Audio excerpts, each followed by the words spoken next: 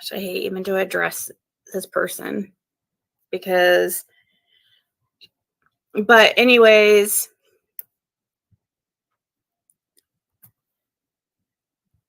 okay, we're just gonna. Who is this Pell? Who was the one of? Which one of you guys was the one that was telling me about a Pell yesterday? A Jeremy Pell. Who was the person that was telling me about that? There was somebody just yesterday was talking to me about a Jeremy Pell.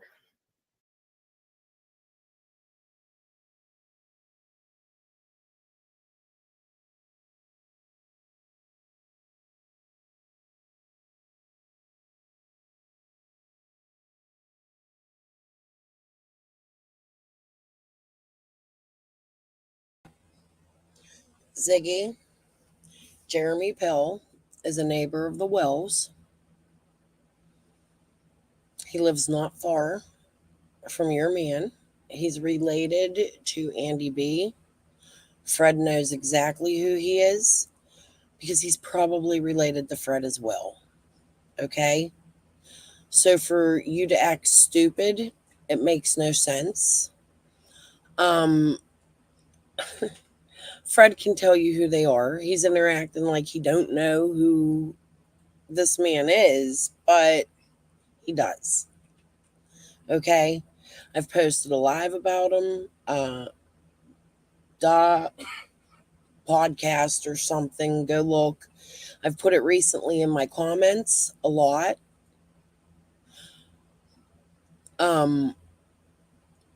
Okay, let's continue. We're going to go through my video. I've been taking apart of all of Ziggy and Fred's nonsense, and I'm just going to pull pieces out. It's unfinished. It's a mess. But as Ziggy talks, I'm going to pull out some clips. So, hold on.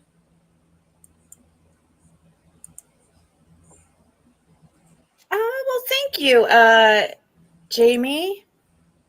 Aw, shucks, Rhonda. I know it is so early. We're just going to cook some rice today. We've been on a rice kick lately. But right here, Crystal says, I'm going to piss off a lot of Wells supporters, but here it goes. Candace is seen, according to Pell, driving Fred's dad's truck around 4:30. We never got an exact time. Okay, who is this Pell person and why are they saying this? Oh, okay, it was you, Kathy.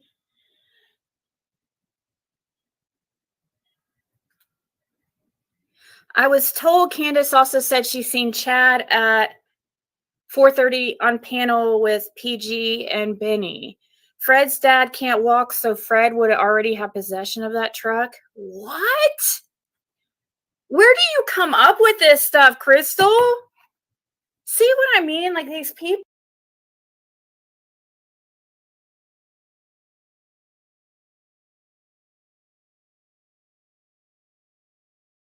Said that she stood outside the car, didn't even go to the door.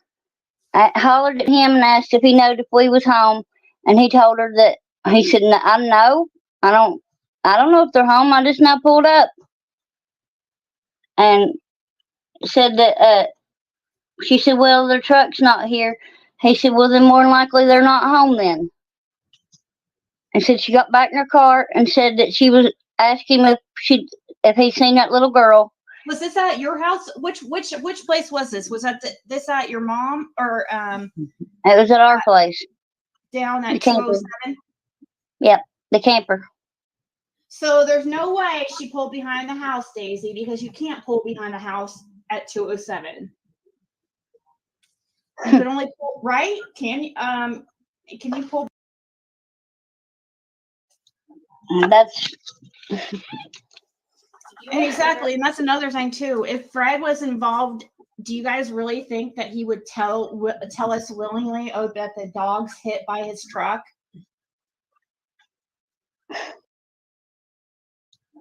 That's Exactly, and that's another thing too. If Fred was involved, do you guys really think that he would tell us willingly, oh, that the dog's hit by his truck? Am I refreshing your memory, Ziggy? Let me send you a link. We're going to finish that clip.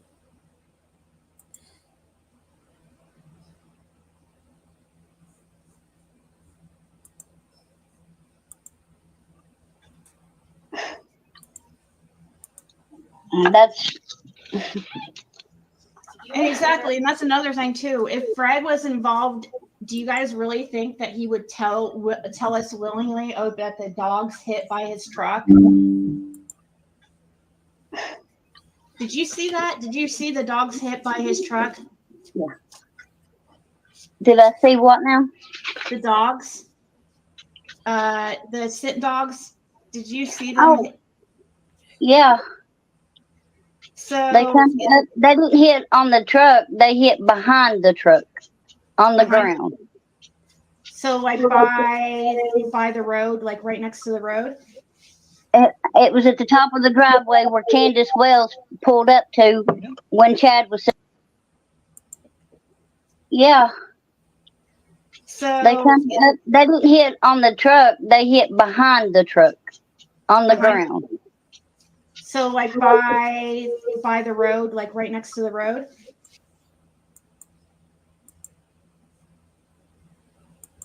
It was at the top of the driveway where Candace Wells pulled up to when Chad was sitting in the driveway.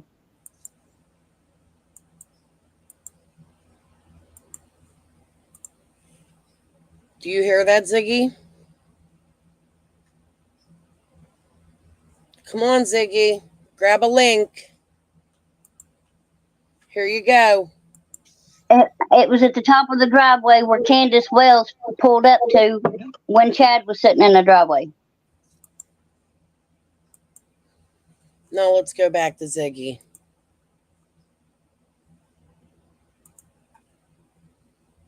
People like Fred's dad never had like he used a cane, but he walked up until me and Fred were just talking about this. He had trouble getting around, yes, but I don't know what you mean by Fred's dad can't walk. So, and then also about a year before. All right, guys, bear with me. I'm going to go find the clip of Laura stating Fred's dad can't walk. This is a mess. It may take me a few minutes.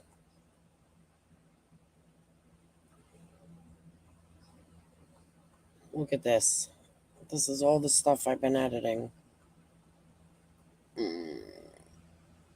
We'll just go through a bunch of it tonight since I came live. No.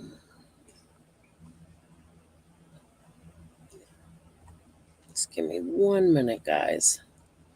Maybe a little more.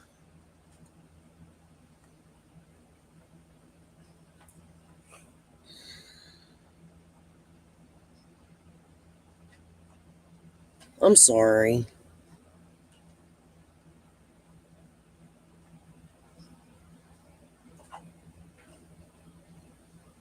There's so much. Like, maybe I should just start at the beginning of this and go through it. But there's a clip. And I actually think I recently shared it. I hope it's in here because it might be on YouTube.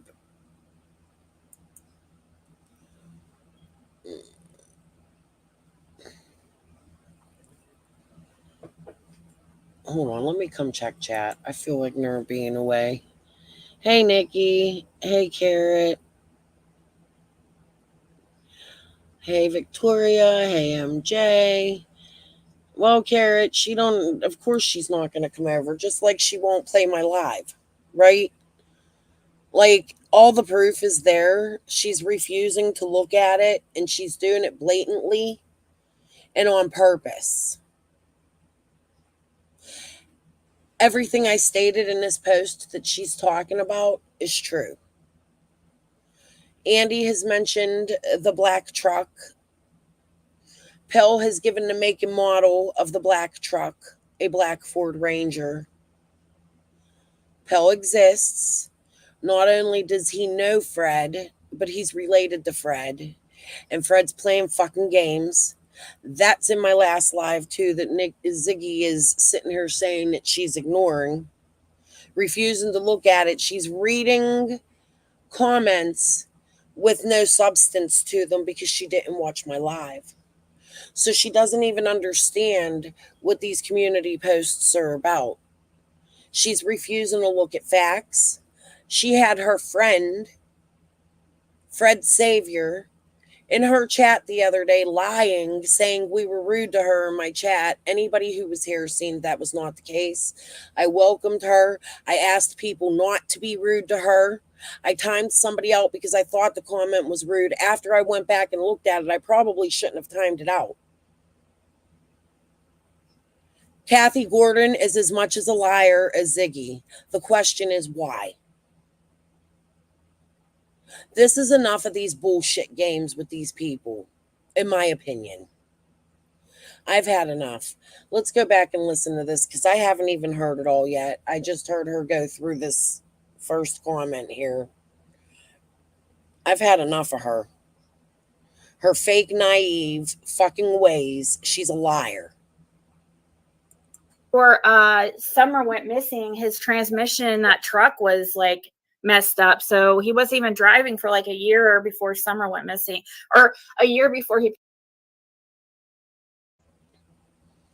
I have an image of that truck on Chimney Top Loop after Summer went missing. So keep trying.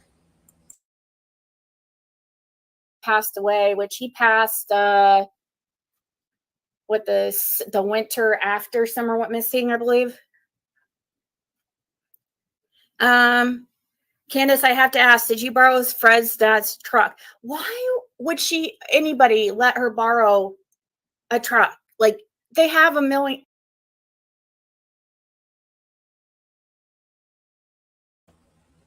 Listen to what she says here. She says that Dawn doesn't know Fred's dad. I know that's bullshit. Their land is almost connected to each other, and I'm almost positive there's clips of Dawn out there saying he knows Ronald Hill. Ziggy, try again. Of several vehicles. Wouldn't you think somebody would think that was odd? Cadaver dogs, not scent dogs, hit on Fred's driveway. Why was you seeing? Fred's the one that said it was cadaver dogs. They was hitting up there hard by the bridge. Don't you remember that, Ziggy? Cadaver dogs, not scent dogs.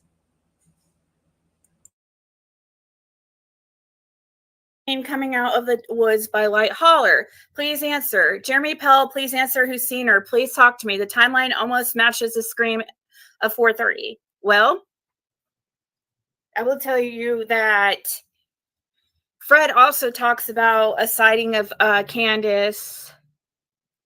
He's trying to find out where it was, like a mile and a half, I think it was. Jeremy Pell said it. Jeremy Pell said Candace was driving a black Ford Ranger when she was seen coming out of the woods by Light Holler Road. Fred would only have that information if Pell had it, right? If he heard it. Again, proving Fred is a fucking liar. I mean, other people probably have that information in the area. Pell brought it online. Research them, Ziggy. Grab a link. Come watch this with me. Look, just this clip right here. You already claimed. Hold on, let me go back again.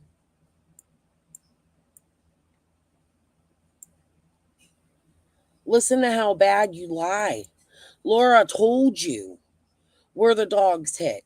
And you're on here saying, no, they hit by the road. No, they didn't.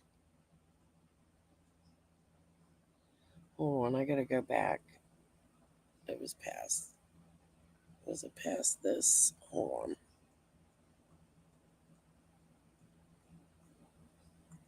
Like, Ziggy, you're contradicting your own damn words. It's your own words. Damn it, that's too... No, because it was on the Chad part. Hold on.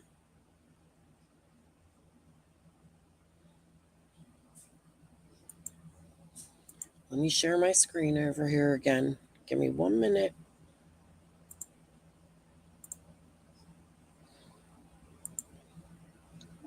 That's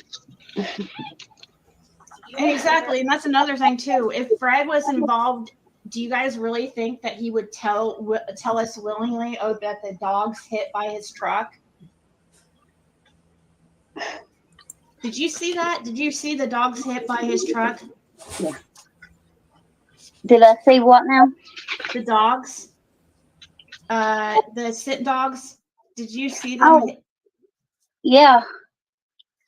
So They didn't hit on the truck. They hit behind the truck on the ground. So like by the road, like right next to the road. It was at the top of the driveway where Candace Wells pulled up to when Chad was sitting in the driveway. Oh, does she pull in the driveway? Yes, she did. Or pulled up to the bottom of the driveway one. Yeah, probably, because it's hard to get up that. Well, I don't know what she was driving. Do you know what she was driving? I can't remember what Chad said. Where he said she pulled up to. But he said that she stood outside the car, didn't even go to the door. I hollered at him and asked if he knowed if we was home, and he told her that he said, "I know. I don't know if they're home. I just now pulled up."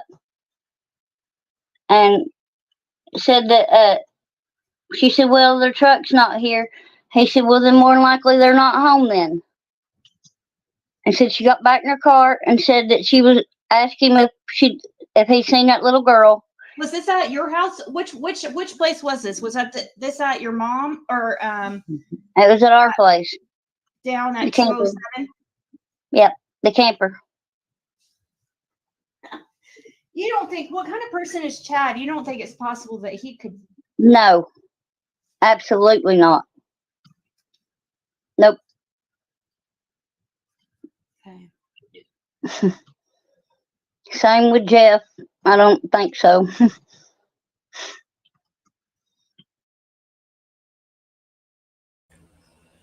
So Jeff was the name I was trying to think of the other night.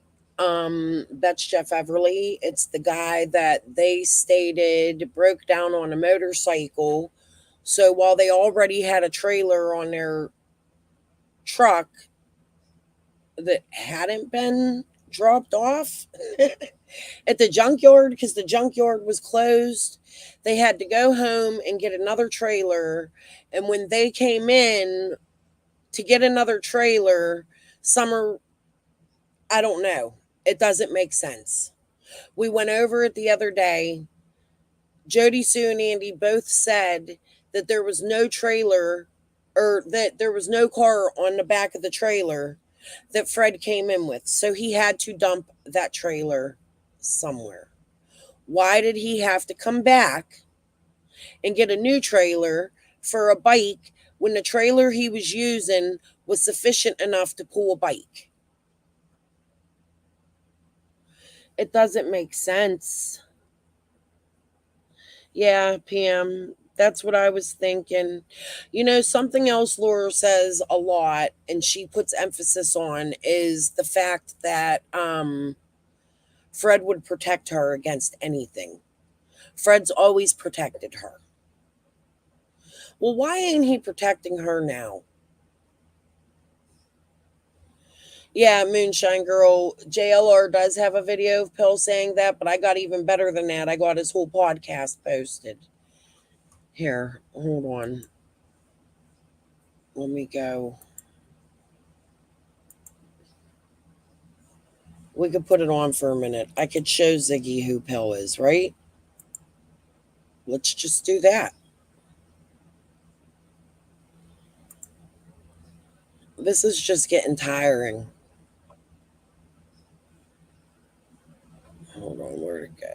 Here it is. Hold on, let me switch my tab. How come? Well, because we're going to actually give you in this episode some information that's not out there, and it's not been in the media, it's not been anywhere, because it's firsthand information that we've been able to obtain from Don Wells himself, from the local law enforcement, FBI, TBI, which whom were all over this case. So if you don't know anything about the case, we're going to go through and we're going to talk about the basics of this case. Now, any missing child, it just goes right to the heart, man. It really does. And you know, you don't see, you see Americans and neighbors come together really strong in a situation like this, where you have a missing 5-year-old girl who had just now recently had her 6th birthday, and she is still missing. So what we know so far, now I want to clarify a few things before I start. Now, I've heard a lot about the community. Beach Creek is a road, is actually Highway 347 that runs, it's a state road that runs Hawkins County into Sullivan County, which is Kingsport, which is part of the Tri-Cities area. I'm going to give you a little bit of background on the location. This is a Rogersville address. And every time I've heard a podcast, they always give the population at 5,000 and some change. Now that is Rogersville City, okay? Hawkins County is large. It includes Mooresburg, Rogersville, Mount Carmel, Sigornsville, Bulls Gap, parts of Bean Station, all the way up, and it touches into Kingsport, Tennessee, which is Sullivan County. Hawkins County has more than 50,000 people in it. So we're not talking about a missing person from a 5,000 town population or 5,000 county. That's not accurate. Where this is located is technically a Rogersville address, but this is right on the Sullivan County line and is 10 minutes from Kingsport. And their house, Candace and Don Wells and Summer Wells, their house is actually 30 minutes from Rogersville. They will actually do all their shopping, all their whatever they need to do in the Kingsport area, because from where they're located and from where I'm located, it is 10 minutes to Kingsport, which is Sullivan County, which has 50, 60, 70, 80,000 people in it. And it's a large county as well. So this is not, now it is in an area that is secluded. So I've heard all this cornbread mafia. It's the most absurd shit I've ever heard. My wife has lived down here all of her life.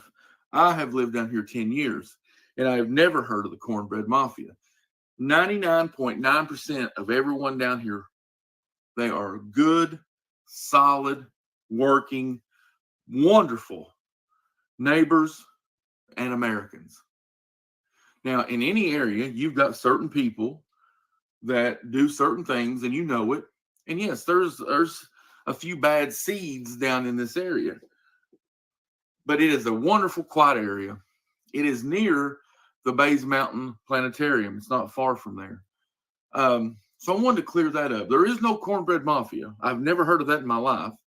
There might be 5 or 6 jackasses, and they can barely put 2 sentences together, much less form any kind of a mafia. So that is a myth. That does not exist. That is a lie. And as far as the meth labs and this or that, I've never heard tell of any down here. Now, like I said, there are 4, 5, 6 people that you know up and down this 6, 7 mile stretch of road that's considered Beach Creek. They're dumbasses. They're trouble. But it's like anywhere else. So there is no cornbread mafia. It isn't a town of 5,000, maybe Rogersville City, but you got to understand where this location is and where they're located. And I'll get into more depth into that when we talk about the the actual house and how kind of the little girl went missing.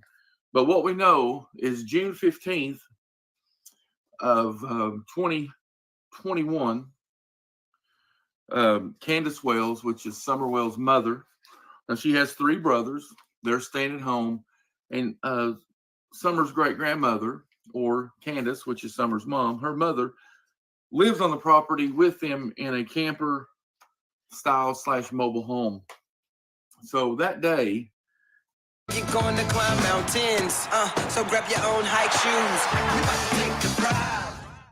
I am here to tell you today that your feelings are valid. Your trauma is valid. Your hurt is your hurt. I discovered BetterHelp 2 years ago, and now I'm gonna pull a page out of Sarah Turney's book here for purposes of understanding. Candace Wells is Summer Wells' mom. Summer Wells is a missing 6-year-old girl. Candy is going to be Candace's mother, which is Summer's grandmother. So June 15th, Candace takes Candy and Summer to the ER because of her knee. So they're out in Kingsport, I think it's Indian Path or Holston Valley. Either way, they're out. So I think Candace tells. So I think we're going to listen to this whole thing. And yes, Birdie, the Beach Creek Market was a gas station and little market that used to be down where Crystal Spencer lived.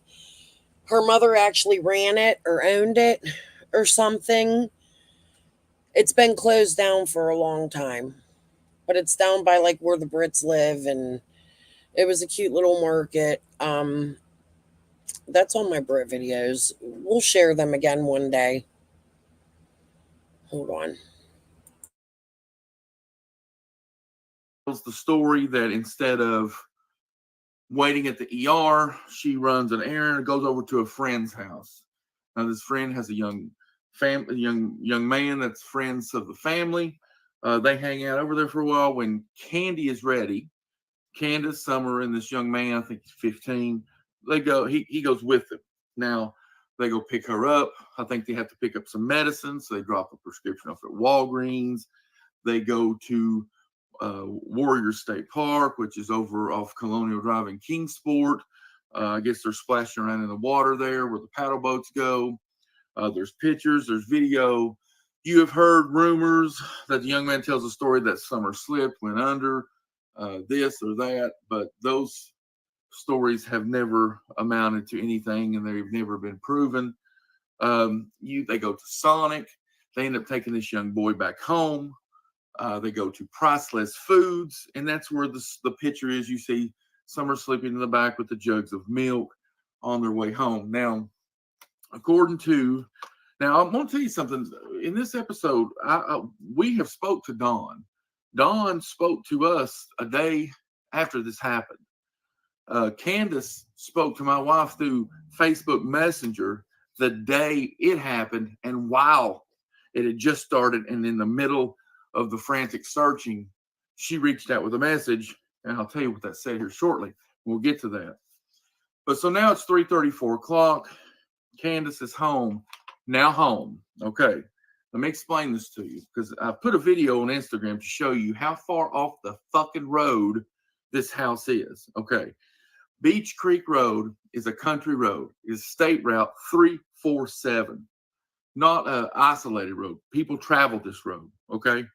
But it's not a heavily traveled road. It's in the country. Okay.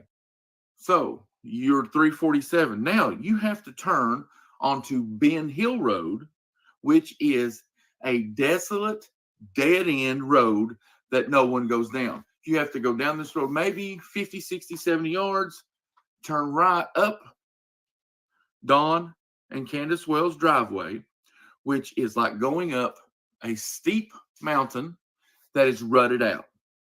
It is not a concrete, just right on the road, right on the main road. This house sits up on a hill about 100 yards off the main road, off a side road, a dead-end road, a rutted out driveway, and it's covered and surrounded by trees, bushes, weeds, and we're talking about the middle of June. So Beach Creek Road, isolated. Got to make a right turn onto Ben Hill Road, dead end road. And then about 50, 60 yards into that road, you take a sharp right turn up a steep driveway up to a house that's surrounded by trees and brush. At the free Master Mentors live event, you'll discover why the cannabis industry is one of the fastest growing businesses. So they're at home. Candace and Candy are planting flowers. Summer's helping them. Now, Candace's story is Summer wants to go in. She goes in. Her brothers are not wanting to play with her. She goes downstairs. Now, downstairs is not like down a step. It is underneath a cabinet that you open a trap door and climb down a ladder. So she goes downstairs where her room is, playroom. I think Dawn and Candace sleep down there. Now, the story is this. Candace is with her mother, helping her with a knee brace or whatever she's doing. Summer has gone inside. 2 to 5 minutes later, Candace comes back in the home, asks the boys, where's Summer? Oh, she's downstairs. She goes downstairs. There is no Summer. Summer has vanished off the face of the earth. Now, your first thought might be, okay, she's went outside. They check outside. Summer's gone. Now, at this point, we're talking about terrain in the middle of June that you're not going to walk through. You're not going to walk through this terrain. This is heavily wooded, heavily brushed terrain. Now, when she goes missing, Candace states that this is around 6 to 6:30. Now, I remember at around 6:30, somewhere in that neighborhood, I don't know the exact time, me and my children were home. My wife had not made it home from work yet. She was on her way. Now, she gets home, let's see, 6:30, around 6:30, 6:45, my wife arrives home. Now, 15 minutes probably after she arrived home. So let's go and put it around 6:45. So we'll say 6:30, 6:45. I see volunteer fire trucks going down the road, and they're going, and we see, me and my daughter, she's 12. We see, I don't know, 8 or 10. So it's a lot. So it's alarming. So we're like, we don't wonder what's going on. 8, 10 minutes. My daughter's like, let's ride down and see. So she finally talks me into doing it, and we ride down. Now, as we approach Ben Hill Road, here's what I see. I see a patrol car with a uniform sitting inside the car. That's the only police that is there at this moment. And he is in the car. So he's just kind of sitting and blocking Ben Hill Road. Now, across Ben Hill Road is another road that just does a half loop. And over there is about 15 locals standing and kind of watching and seeing what's going on. Now, of course, through the news, we've learned that she yells at her neighbor. The boys are down at the creek. Don gets his call from Candace. As soon as this happens, Candace can't find Summer. So she calls Don, and Don says, call 911. He calls 911. And we know there's some conflicting stories there, but, the 911 operator says took a walk, but maybe when Don says something, he says, my wife took a walk to her mother's, and maybe not understanding that her mother's, Candy, is Candace's mother, lives on the property. So Don might have said something like, my wife walked to my mother-in-law's, and they got that, misconstrued from that, because the 911 operator does say, and she says the mother says she took a walk. So I think that's where that could have come from. But what we have now is 6:30, 7 o'clock. We've got a missing 5-year-old girl, and we have friends and neighbors and families looking for her. Okay. Now, this goes on all night, the search. And I know at one point in time, this was after dark of the same night that this happened. I go to take my children over to their grandmother's, and the local law enforcement have each road. And I know the Kingsport end is blocked off and roadblocked. They are searching every car that comes in and out of Beach Creek at this time. We went through the roadblock. They searched everybody. They looked in our car, looked in our trunk. So they had blocked the road off, and the search went on. Now, the story that is mainly told, now the search went on for weeks and weeks and weeks, every night, infrared, helicopter, thousands of searchers. They searched and searched and searched and searched, and there was no sign of Summer Wells. Now, throughout the stories coming up, little things pop up. Don Wells has a domestic assault charge. He got a DUI. He had a gun violation charge. He right now is in jail. He is serving the 2 days for the DUI, and he is serving the violation of probation from the original gun charge, which was 1129, which tells me it was a misdemeanor. So I don't know what kind of charge it was exactly, like carrying a gun or having a gun while intoxicated, something like that. He's now serving at a minimum 180 days. Don Wells, Summer Wells' father, is in jail now. So there's nothing, but there's really not a lot to tell in this story, except this girl goes missing. People come out in droves and search for her for weeks on end with helicopters, airplanes, the whole 9 yards, and she is never found. The search scales back.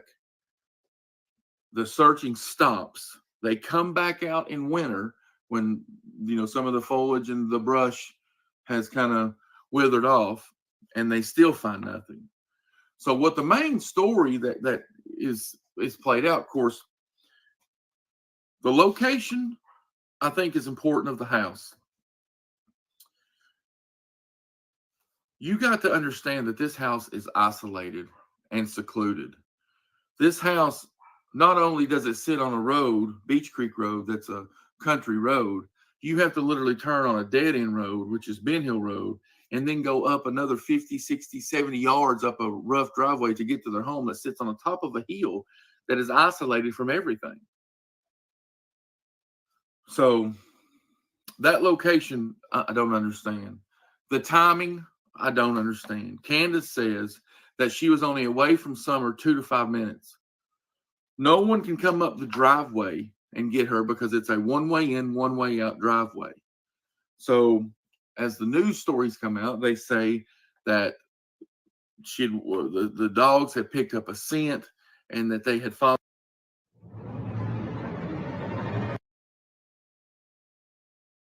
Official police business. Oh. Every murder. Every guest star. I was 19 minutes in. I'm going to have to go back to where I was. First, maybe 5. I just wanted to give you guys They go to Sonic. They end up taking this there for a while when I think I was like 9 minutes in. We'll start at 8. Wells is Summer Wells' mom. Summer Wells is a missing 6-year-old girl. Candy is going to be Candace's mother, which is Summer's grandmother. So June 15th, Candace takes Candy and Summer to the ER because of her knee. So they're out in Kingsport. I think it's Indian Path or Holston Valley. Either way, they're out. So I think Candace tells the story that instead of waiting at the ER, she runs an errand and goes over to a friend's house. Now, this friend has a young man that's friends of the family. They hang out over there for a while. When Candy is ready, Candace, Summer, and this young man, I think he's 15, they go. He goes with them. Now, they go pick her up. I think they have to pick up some medicine, so they drop a prescription off at Walgreens. They go to Warrior State Park, which is over off Colonial Drive in Kingsport. I guess they're splashing around in the water there where the paddle boats go. There's pictures, there's video. You have heard rumors that the young man tells a story that Summer slipped, went under, this or that, but those stories have never amounted to anything and they've never been proven. They go to Sonic. They end up taking this young boy back home. They go to Priceless Foods, and that's where the picture is. You see Summer sleeping in the back with the jugs of milk on their way home. Now, according to Now, I'm going to tell you something. In this episode, we have spoke to Dawn. Dawn spoke to us a day after this happened. Candace spoke to my wife through Facebook Messenger the day it happened, and while it had just started, and in the middle of the frantic searching, she reached out with a message, and I'll tell you what that said here shortly. We'll get to that. But so now it's 3:30, 4 o'clock. Candace is home. Now home. Okay. Let me explain this to you, because I put a video on Instagram to show you how far off the fucking road this house is. Okay. Beach Creek Road is a country road. It's State Route 347, not an isolated road. People travel this road, okay? But it's not a heavily traveled road. It's in the country, okay? So you're 347. So the last time I went over this, my point of going over was we was talking about, he kept saying that Dawn and Candace's road is a dead end, but it's not. Like, Ben Hill is a dead end, but it doesn't dead end until after Simpson Loop. There are two ways in and out, but that doesn't matter today. That's not why we're listening. Just wanted to state it again. Now you have to turn onto Ben Hill Road, which is a desolate, dead-end road that no one goes down. You have to go down this road maybe 50, 60, 70 yards, turn right up Dawn and Candace Wells' driveway, which is like going up a steep mountain that is rutted out. It is not a concrete, just right on the road, right on the main road. This house sits up on a hill about 100 yards off the main road, off a side road, a dead-end road, a rutted out driveway, and it's covered and surrounded by trees, bushes, weeds, and we're talking about the middle of June. So, Beach Creek Road, isolated. Got to make a right turn onto Ben Hill Road, dead-end road. And then about 50, 60 yards into that road, you take a sharp right turn up a steep driveway up to a house that's surrounded by trees and brush.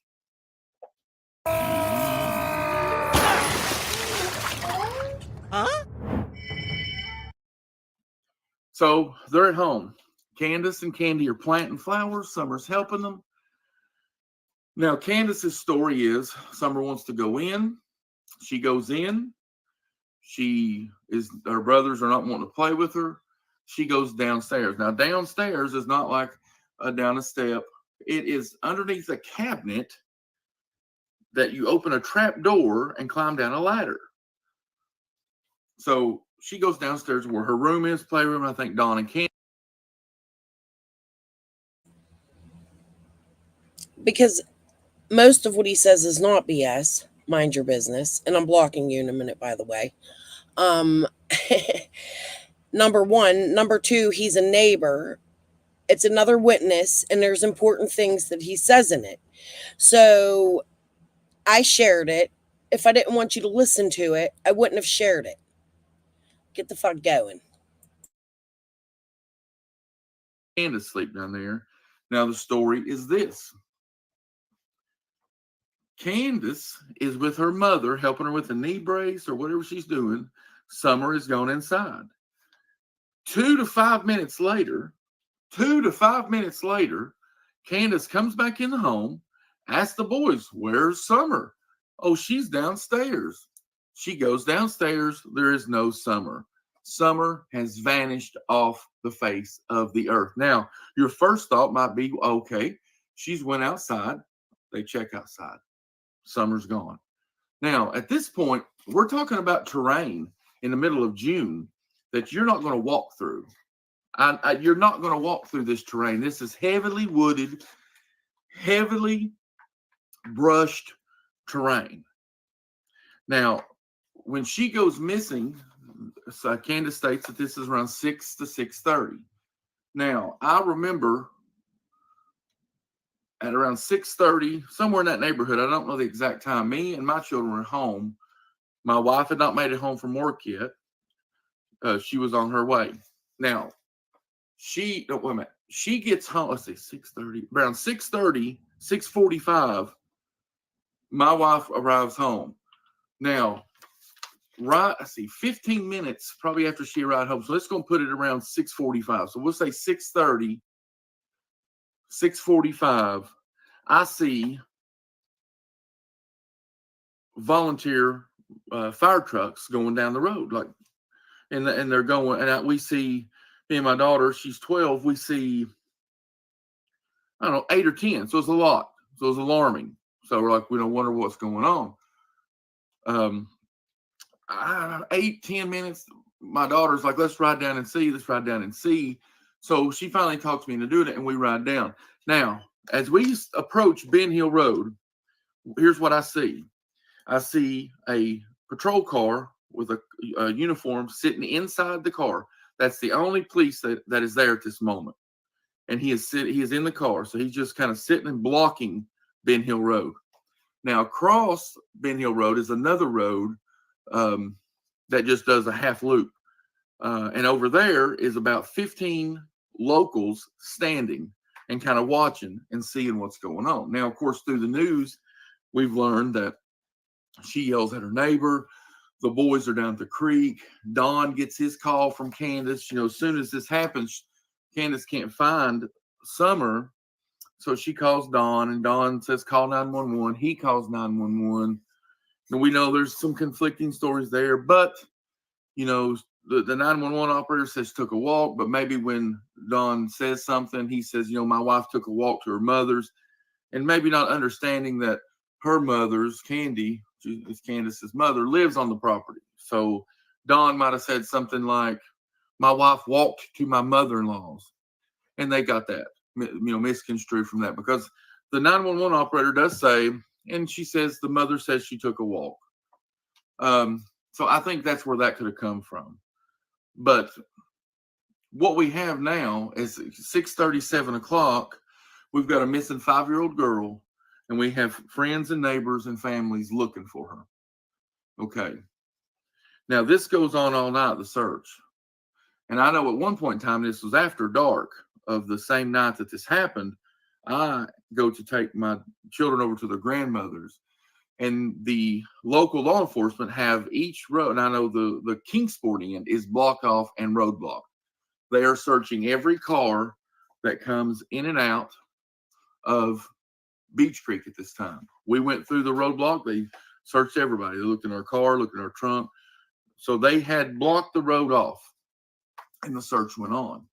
Now, the story that is mainly told, now the search went on for weeks and weeks and weeks, every night, infrared, helicopter, thousands of searchers. They searched and searched and searched and searched, and there was no sign of Summer Wells. Now, throughout the stories coming up, little things pop up. Don Wells has a domestic assault charge. He got a DUI. He had a gun violation charge. He right now is in jail. He is serving the 2 days for the DUI, and he is serving the violation of probation from the original gun charge, which was 1129, which tells me it was a misdemeanor. So I don't know what kind of charge it was exactly, like carrying a gun or having a gun while intoxicated, something like that. He's now serving at a minimum 180 days. Don Wells, Summer Wells' father, is in jail now. So there's nothing, but there's really not a lot to tell in this story, except this girl goes missing. People come out in droves and search for her for weeks on end with helicopters, airplanes, the whole 9 yards, and she is never found. The search scales back. The searching stops. They come back out in winter when, some of the foliage and the brush has kind of withered off, and they still find nothing. So what the main story that is played out, of course, the location, I think, is important of the house. If you don't know how to make cords, this is it. Congratulations. The cords are already made for you. And we can drag. You got to understand that this house is isolated, and secluded. This house, not only does it sit on a road, Beach Creek Road, that's a country road, you have to literally turn on a dead end road, which is Ben Hill Road, and then go up another 50, 60, 70 yards up a rough driveway to get to their home that sits on the top of a hill that is isolated from everything. So that location, I don't understand. The timing, I don't understand. Candace says that she was only away from Summer 2 to 5 minutes. No one can come up the driveway and get her because it's a one-way in, one-way out driveway. Green Eyes, I haven't gotten to the Uncle John yet. I know you asked me to go through that. There's so much, and he leaks into with the Dobbs stuff, and I just started re-looking into Dobbs. I'm finding some things fishy. I seen someone asked earlier, and I asked that question too. Let me go back a little. Does anyone know what time that Dawn said he fired Dudley? I know Dudley said they worked 2 jobs that day. I don't know if Andy's in here. I haven't heard from him. I tagged him in a couple things. He hasn't answered. Listen, he's still a gavel in him. I don't know what to think of the whole Andy thing right now, you know? But I do know he was not at a fucking carnival for 21 days. It's easily fucking provable. Ziggy and her bullshit. She comes out with some damn clown stories, you know, like off the wall shit that can't even be real. She's something fucking wrong with her. Okay, let me turn this back on because I want you guys to hear the important parts on here where he talks about the black truck, Dawn cutting down trees. There's a few other things. I don't know exactly what to think of Pill because there's some things he does on this podcast. Money begging. I hate that. Earn it, yeah. Get what they pay you for your credits and your sponsors, commercials.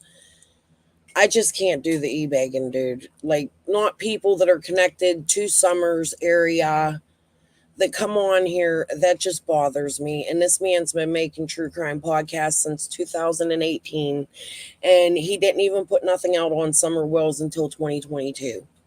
So that bothers me a little bit. But however, I would like to talk to him because he does have some insight that I think you guys all need to hear. So, all right. 1 minute. Oh. So as the news stories come out, they say that the dogs had picked up a scent and that they had followed it down this hill. Now, here's the first piece of information that no one knows. A few days before Summer goes missing, we are driving down This part right here, I'm actually very scent down and then stop. That is with a push mower. It's never been cut. Toward 2 days before Summer goes, no one can come up the Beach Creek Road. That's a country road. You have never found. The search scales back the Summer Wells. Same night that this happened, I go. I'm sorry, guys. I was trying to skip my voice. We're just going to listen to my voice on my live because I get lost. I'm going to go back. I am not good at pinpointing parts and videos. And yes, Lisa, I can see you. 1 sec. Go to take my children over to the grandpa with a unit there for a while. My most important skincare ingredient, tretinoin. When anyone asks me, what do you do to keep your skin glowing? When Candy is ready, Candace, Summer, and this young man, I think he's 15, they go, Candace is home. So, Beach Creek Road, isolated. Got to make a right turn onto Ben Hill Road, dead end road, and then about, I don't know, 8 or 10. So it's a lot. So it's alarming. So we're like, we don't wonder what's going on. Original gun charge, which was 1129, which tells me it was to hear more about. Mr. Pill, if you'd like to talk about this, I'd love to hear about this. Okay? Sorry. The road coming toward Kingsport from the Rogersville direction. Now you have to understand the way this is laid out. These hills are steep around Don Wells, Candace Wells' home. And a few days before Summer went missing, Don Wells is out there with a push mower trying to mow this waist-high brush down on this hill down from the side of his house. He's never done it before. It's never been mowed, you can tell. It's never been cut. I may have you blocked, Tiffany. Let me check it after my live, and I'll unblock you and send you a message so you know it's working.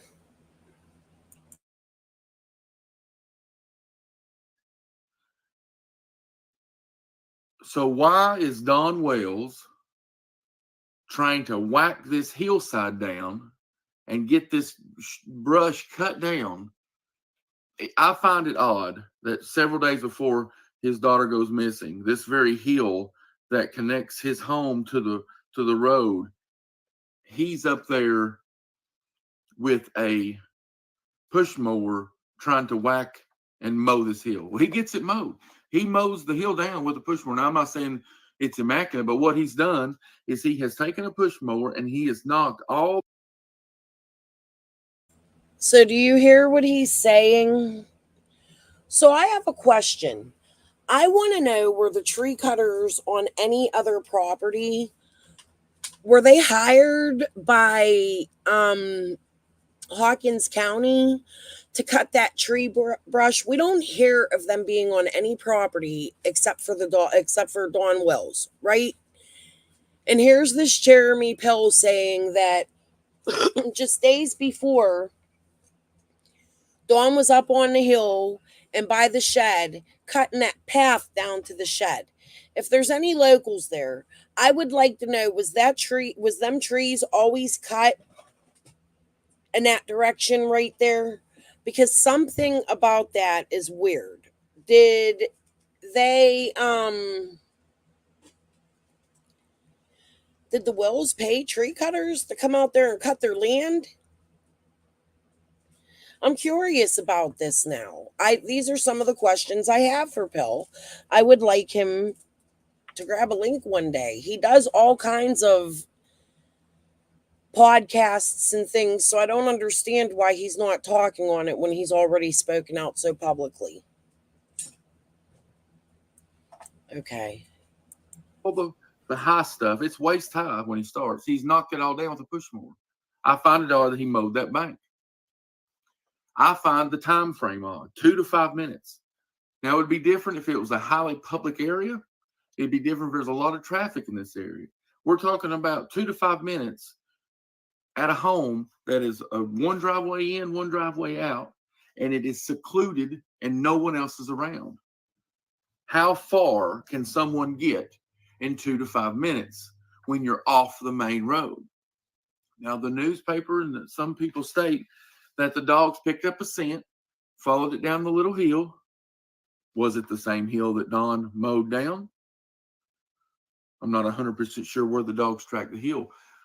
But that hill now, this little hill that's once grown up waist high, has been mowed down by Don Wells 2 or 3 days before his daughter goes missing. Is this the same hill the dogs tracked her scent down and then stopped at the road? So you're going to tell me in 2 to 5 minutes, someone has parked at the road, walked up this hill, and just so happened this young girl comes out the basement door and disappears into.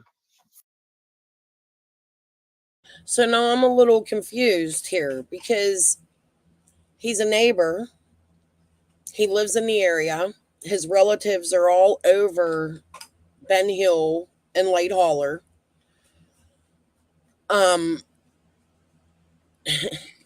How does he not know that it was the dog trail that the dogs picked up a scent on? Why is he saying it was that big hill? Was there another scent? I doubt it. We would have heard about that one, right? Dawn would have said, I don't know. this part doesn't make sense to me either. So there's two. Hold on. Thin air. That's not a location to where a stranger and a random person is going to say, let's take this country road. Better yet, let's turn on this dead end, secluded road, and let's park right here at the crest of this 75-foot tall driveway hill. It doesn't make any sense. Now, no one's saying anybody done anything, because we know, I don't know if. Again, Mr. Pill, I disagree with you. It is not a dead end road. I am very. Ford Ranger.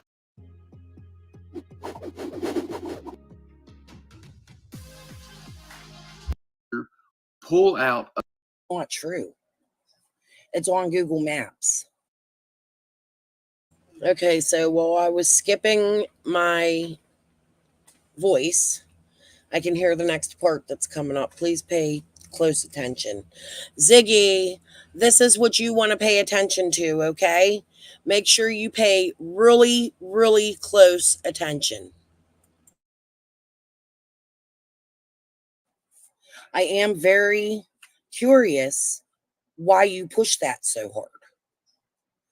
Again, not accusing you of anything. I'm just interested in what you had to say.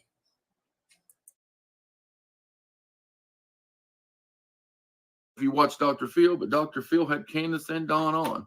That's where the whole cornbread mafia thing came up, which I thought was ridiculous. Something else that I'm going to let you guys in on that no one else knows. The day that this happened, when my wife was coming home, she saw a black 90s model Ford Ranger pull out of Ben Hill Road. And the reason that she. So Pell is saying he's seen his wife. No, I'm glad I re-listened to this. It was his wife that seen the black Ford Ranger 90s model, Fred, pull out of Ben Hill Road. Now let's keep listening. Okay, so he talks about the black Ford Ranger. When I posted the short, please mind you me talking here. I have more information now. Now I know Fred's dad had that make and model. I didn't know that at the time of the first live. So, sorry you have to listen to me twice. I took it as he was confusing that as the red truck. At this point in the podcast, he does not mention the red truck, but later he does. So he's not speaking of the same truck. This is a different truck that he is claiming his wife seen on that same day around the same time. Okay? Paid attention to this is because when the vehicle pulled out, it pulled out in front of her cousin that was coming the opposite direction. So she paid attention to the cousin coming and paid attention, therefore, to the truck pulling out. Now, I would also like to know who that cousin is and if they seen that black truck at the same time, because we know Andy's her cousin, right? We know people connected to Andy are her cousins. Fred would be her cousin. Possibly. I didn't look that deep. But just saying, which cousin was it? now, this was told to law enforcement, and police did come back and say that they found that man, and that man was buying auto parts in this area. But that's a piece of.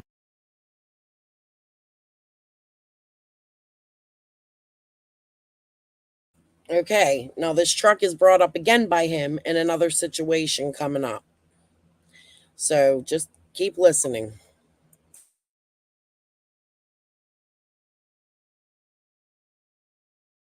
Of information no one knows, a mid to early 90s black Ford Ranger driven by a man looking for auto parts around the same time that Summer Wells goes missing.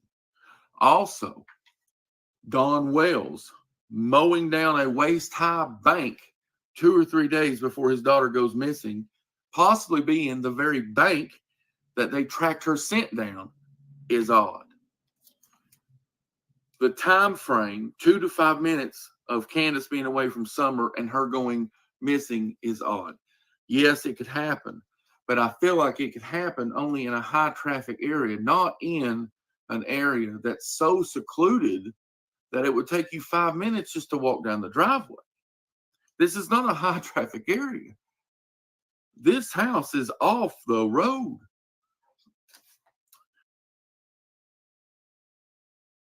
I doubt it, Lisa. She won't even listen to my last live where I proved everything her husband said is a lie. So, and things she has said, just like I've already proved at the beginning of this, where she said, "No, it hit at the bottom." No, Laura said it hit at they hit at the top. She misdirected and narrated again, just like I was pointing out last time. Why, Ziggy? Now let's get back to, well, those are the 2 points I wanted to add in that no one knows. No one knows about the black Ford Ranger, mid to early 90s black Ford Ranger. Didn't get a description of the man driving. No, it was a man, but I feel like this is the most slept on Mother's Day gift. A basket from Harry and David. They make police did say that they were able to track this man down, and he was of no help. I don't know. I don't know about that. I find it odd. He said he was buying auto parts up here in this area at that time. I find that odd. Also, something new is the bank thing with Don Wells mowing the bank down, the waist-high bank. I find that odd. Well, that's 2 pieces of information that you don't have, that was never in the media, something we learned hands-on. Now, there's 2 other pieces of information I'm going to give you here, and then I'm going to let you know what our conversation with the TBI, the FBI, and the local departments were on a bonus episode. And I can tell you what they told me and what their insights were. But when we come back, I want to tell you about our conversations with our conversations with Don Wells the day after this happened. He stopped at our house because my wife had sent Candace Wells a Facebook Messenger message. I'll let you know what that said, what Candace said back to my wife, and what Don said when he stopped down here to tell us. Thanks. We'll be right back.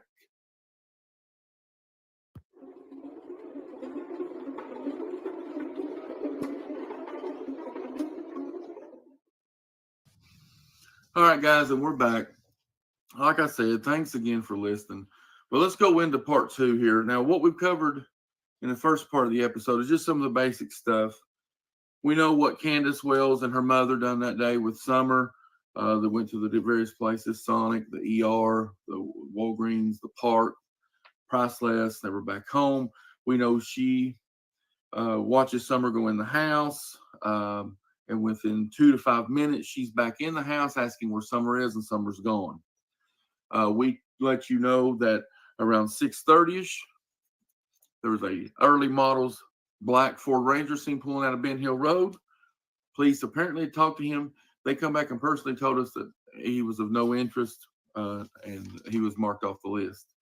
Also told you about Don Wells mowing down his waist-high bank several days before Summer goes missing. Is this the same bank that Summer was seen, or Summer was tracked going down with the dogs? We don't know. I don't know. Thousands of people come down here and search for weeks, airplanes, helicopters, and nothing. It's just like this young girl just disappeared off the face of the earth.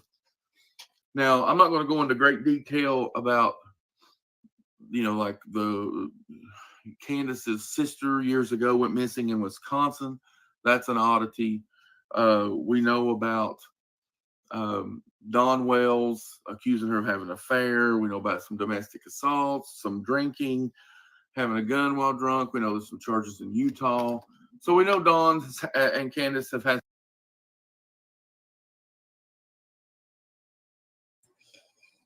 Again, I don't want to get on here and accuse you of anything.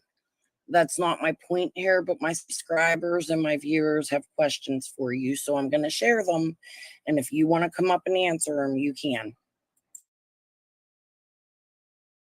Some run-ins with the law. I don't know that that's relevant, really. I mean, really go into detail about that. It is what it is. I know Dawn had some strange behavior afterwards. Candace had some strange behavior on Dr. Phil, but you really don't know how you would act in a situation. You just don't. All I can tell you is things that I seen and I heard and things that just don't make sense to me. And I'm not saying that anybody's guilty because no one has been charged with any crime. Dawn Wells, however, is in jail right now as we speak, at least for 180 days for his past offenses, his drinking, his violence and things like that. And I'm not saying anybody done anything. I wanted to clear up some issues with the population, the size, the location of the house. Wanted to clear up some things with the Cornbread Mafia. Never heard of it. This area down here is nice and quiet and full of lovely people. I've never heard of the Cornbread Mafia. However, like I said earlier, this location is closer to Kingsport than it is Rogersville. It is a Rogersville address, and everybody always gives that 5,000 people population. And that's the population of Rogersville City. They have their own police department in Rogersville City. This is handled by Hawkins County Sheriff's Department. This is in Hawkins County, about 30 seconds from the Sullivan County line, which is Kingsport.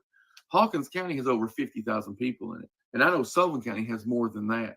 So we're talking about a large area.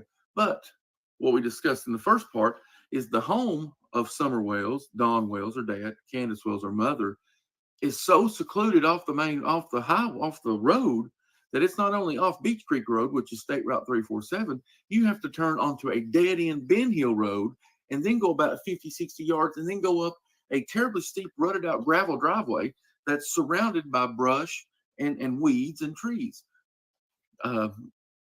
Obviously, that one little hill then in front of the house going down to the road had been cut down by Dawn with the mower. We had already talked about that. That was one of the things that nobody knew. Now you do. So I want to finish this up, by saying I don't know how someone would act. I don't. I want to say that first before I go into the last part. But we were out here my wife had sent a Facebook message to Candace and said, if there's anything we can do, let us know. Now they had already told us, to be checking your buildings, if you have outbuildings, trail cams and things like that. But she just wanted to reach out and ask if there was anything we could do, let her know. If she needed anything, let her know. Now her answer to me was odd.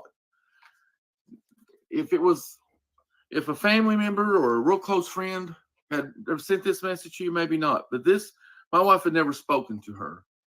So this will be the first form of communication ever between these two women. And my wife reached out to Candace Wells the day after and said, is there anything I can do? Do you need anything?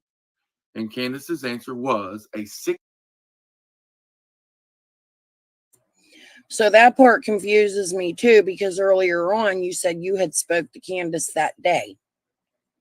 Now you're stating that it was the day after. So I'd like you to clear that up if you could. It'd be great. Thanks. These are words to work by. Supplies, solutions, support. Call, click. 6-pack of Mountain Dew.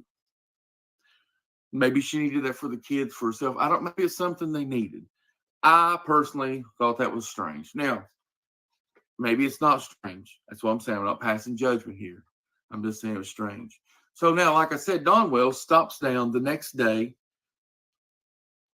And a few of my workers are here, friends are here, and he stops. And his conversation, although I can't remember it word for word, was odd to me. it was I'm not saying Christian religion is odd. So in this part, he states Dawn came to his house the next day. I guess he stopped there on his way to the Brits, right? Because Dawn also stopped at David Britt's house the next day, and that would be on the path. But it was more from a place of almost like he was talking like he was at peace, or as long, God, as long as God's got her in his arms kind of comments. And like I said, I don't know what would come out of my fucking mouth if something like that happened. I would be just, I don't know what I'd be. I don't. But he come down to say thanks for sending a message. But his conversation was more from a religious standpoint of, if she's gone. Now, he didn't come out and say she's this, she's that, she's this. But like I said, these are the first times we're speaking to these people. And you don't know how somebody's going to act. So I'm not bashing them. I'm not at all. I want to give the information that I have. And some of it's firsthand information. So his conversation to me was from a standpoint of trying to comfort, because in his mind, I think he had already thought the worst. That's kind of what I took from the conversation. She's in a, if blah blah blah, she's in a better place. God will have her, protect her. Or God's with her, or coming from a church standpoint. Like I said, I don't remember exactly word for word what he said, but the gist of the conversation was a strong religious, like almost like if she is not here on earth, she's with God, basically. And maybe it was odd, maybe it wasn't, because you don't know how you act in that situation. So I'm not bashing him. I'm just telling you fact. This is the type of conversation that he had the very next day. Now I've seen, and keep in mind, I'm going to reiterate this again. I don't know how I would act, but I've seen, Candace and her mother out, and you can't, I guess you can't live. I guess they're just different. They're just different. Loud, boisterous, always cutting, like loud and laughing. The times that I've seen them out, they're cutting up. And like I said, you don't know how somebody would act. I don't know that she is, you almost feel sorry for her in a way. Obviously you feel sorry for the family for what they're going through, but, to have your daughter go missing, and then through the course of this whole missing persons and search, they get like killed by social media. I mean, what kind of pressure that would be? That's what I mean. I don't know how to act. And then on top of that, they get their other 3 children taken away, which Dawn comes out and says they're in a better place because at this time you've got people coming to their house, trespassing on their property. I was out in the front yard. I had people yell at me. I mean, just people kind of got crazy there for a minute, and was coming down from all over the place. But we don't know what happened. Now, law enforcement's not letting whatever information they have really out as far as what they've got. I think this has been more of a really strange case to them, because it's almost like within 2 to 5 minutes, this poor young girl has vanished into thin air off of a mountaintop, really. And it's odd, it's just odd because of the things that I told you. Now, you hear certain things pop up in the news today, but I don't think they have any more than what they had on that day or the next day. The last bit of information that come out that I've seen was the maroon Toyota truck with the ladder rack and the plastic buckets in the back, the white buckets. So there he states the red truck and the black truck are 2 different trucks. So I had that confused. I apologize. That's because creators take videos, they chop them up, and they make them look a certain direction. After listening to this live, I understand it is 2 different trucks. They're looking for a 98 model Toyota, a red maroon Toyota with ladder rack and white buckets. They say it's a witness to it, possibly, because someone's seen that type of truck in the area at that time. And they've tried to locate that truck for months. And now they say they haven't, or nothing has come out about it, but maybe they have, because they can't really let the public know too much about what's going on an open and active investigation. But we know we've got a missing 6-year-old girl that's been missing for 6-7 months. June the 15th will be a year. And like I said, I know firsthand what went on here. And the police were here. They searched.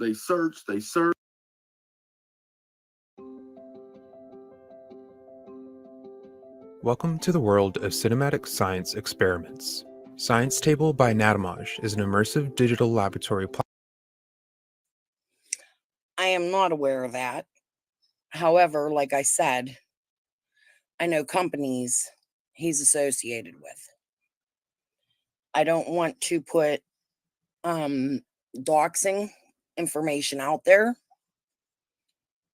I'm trying not to accuse. I agree with some things he says. I disagree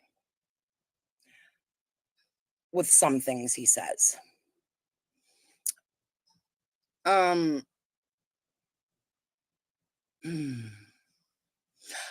a loss for words.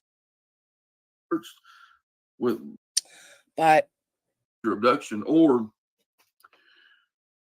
it's got to be okay. Yes, stranger abduction could happen. I think it's rare that it would happen just because of the location of the house, but being so far off the beaten path. Somebody they know, somebody that they've crossed paths with through the process of whatever they've been into. I don't know that they're straight and narrow. Maybe they kind of dabble in alcohol, drugs. I don't know. Maybe it's somebody they've encountered or somebody that's worked with Dawn that knows the house. I don't know. But it would be hard to get up that driveway. It's a one-way driveway up, one-way drive down. So we have to believe that someone was on foot, had a car parked down the road. We have to believe she wandered off. That's it. Or we have to believe that something happened and the parents are hiding something. I mean, that's the only. You've got stranger abduction, you've got family or friend abduction, or you've got she's wandered off on her own, or you've got the mom, dad, or mom and grandma, or mom done something, brothers done something. I mean, that's the only scenarios. This house is isolated. The time frame that her eyes were off of Summer, the mother, Candace, was 2 to 5 minutes. You're not going to easily just get to this house. Not going to happen. Now, I've spoke to TBI, FBI, and local. And in a bonus episode, or a bonus video episode I'm going to put out on this case, I'm going to tell you exactly what they said and what they were looking for in a bonus episode, and I'll leave the link in the show notes. If you want the bonus episode, we can use the Anchor app to send $5, or we can use the Cash app to send $5, and I'll have all that in the show notes. Once a month, I want to try to do a bonus episode just to try to generate a little money to help support the podcast. So I wanted to give you the four things that let's see. The first thing that wasn't out there was several days before she went missing, Summer Wells, Dawn was seen mowing that bank, waist high stuff with a push mower and stuff you'd have to take a rope, pull the mower back up. 2, the black mid to early 90s Ford Ranger seen leaving Ben Hill Road area around that time.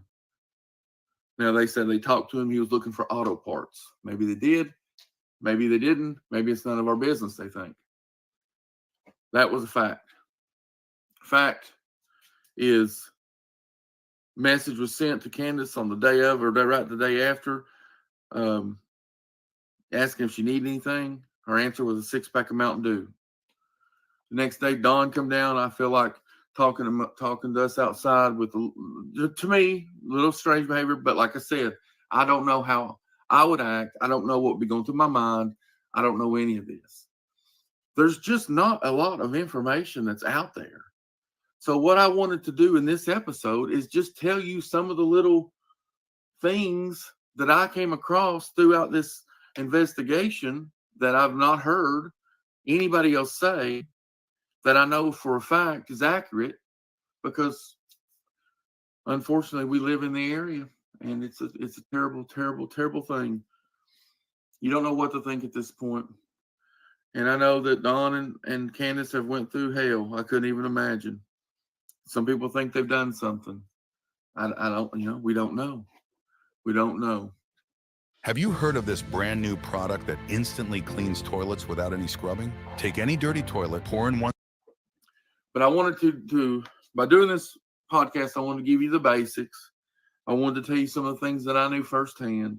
And I wanted to get rid of some of the myths, the cornbread mafia, the drug dealers, and the meth labs, and all this shit around here.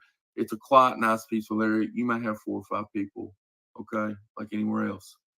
I want to talk about the location. Everybody keeps saying Rogersville, 5,000 people. Okay, yes, it's a Rogersville address, but it's in Hawkins County. It's 30 minutes from Rogersville, 20 to 30 minutes. It is 10 minutes from Kingsport, and their house, where it sits, is not but 30 seconds from the Sullivan County line. It is technically not Rogersville, okay? So there's 50,000 people in Hawkins County. There's more than that in Sullivan County, and they are 30, 40 seconds from the Sullivan County line. Rogersville City is so far from this place, you have no idea. So those are some of the myths that are not accurate. There is not a cornbread mafia. This is not a Rogersville area with 5,000 people. It is a Rogersville address, but it's Hawkins County with 50,000 people, 30 seconds from the Sullivan County line, which contains more than that. So I wanted just to give you an idea of what I knew. I hope, you just hope and pray for the best, But I'm going to record a bonus video of my conversations with the FBI, the TBI, and the locals. And I'm going to do that as a bonus. It'll be a pay for content. Cash App $5, or you can do through Anchor, or however you do it. I use Cash App. It's just the easiest for me.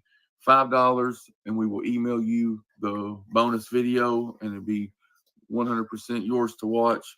We're just going to do this once a month just to try to generate a little money for the podcast. Summer Wells went missing on June 15th, 2021, and she's not been seen since. And, this poor little 5-year-old girl that went missing is now 6, and she's a sweetheart. You see the pictures and your heart breaks. I mean, your heart breaks for the family, the mom, the dad, the grandmother. And I want to reiterate that by no means do we think they're guilty of anything. I just want to tell you what I know. It's just the facts. I mean, I hate that they're going through this on both ends with their daughter being missing, but on top of that, they're getting slammed on social media. But anyway, this is the missing persons case. So Summer Wells went missing, Hawkins County, June 15th, 2021. Google it, look it up if you want more information about it. If you'd like to know what the FBI, TBI, and local law enforcement talked about, then look for the link and send us the $5 and send us an email, and we'll send you the video. And like I said, I'm new to this, so this is all, I may not be doing this the right way. I don't have Patreon or any of that yet. So I'm going to shoot the video, and then you can send me an email at theweeklypodcast@gmail.com. That's DUHWEEKLYPODCAST@gmail.com. And we can get you the video and go from there. But we're just trying to generate a little money to help support the podcast and keep them coming every Wednesday. But we are done with today's episode. Man, I appreciate the shit out of everyone.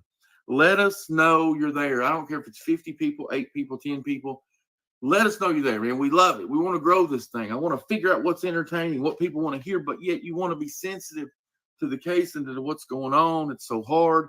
It's a balancing act. My heart does bleed for these people, man. I swear to God it does.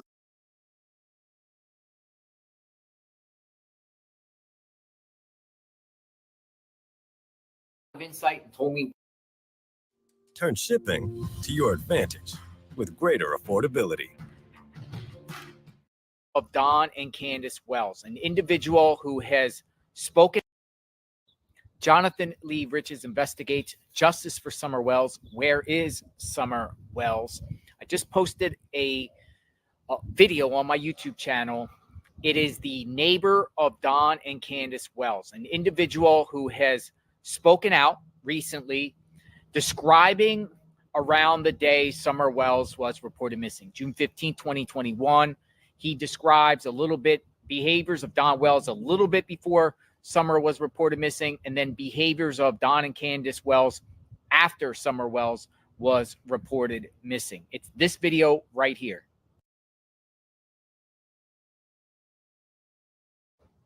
So you need to go watch that video on my channel. And neighbor says some very interesting things, to say the least. But who is that neighbor? Who is he? And I'm curious to know why this information that he's saying on that video, and you need to go check out, why is he? So you need to go watch that video.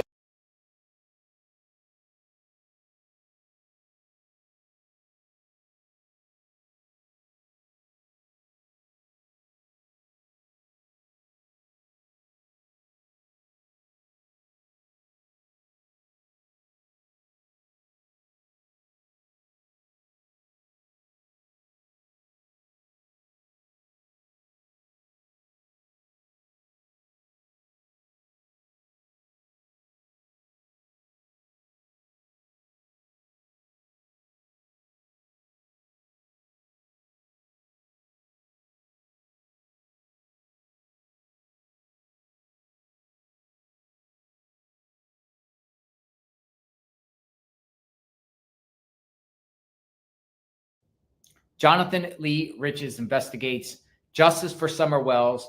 Where is Summer Wells? Thank you for subscribing to my channel, by the way, everyone. And we are actively trying to find out what happened to Summer Wells, and we're trying to get answers here. I want everyone to watch this video I'm about to show, watch and listen, and then we will discuss. Check it out. So this is a neighbor of Don and Candace Wells, and he provides insight about the day Summer was reported missing and events that happened before Summer Wells was reported missing and after Summer Wells was reported missing. Let's go through it, and then we will discuss. Let me tell you a strange story that no one knows. The day that Summer Wells went missing, my wife messaged Candace Wells on Facebook asking her if there's anything that they needed. Pretty common question. I'm not sure. So right there, this individual here and his wife know Candace and Don Wells. The wife, his wife, like he said, messaged Candace Wells. Let's go on.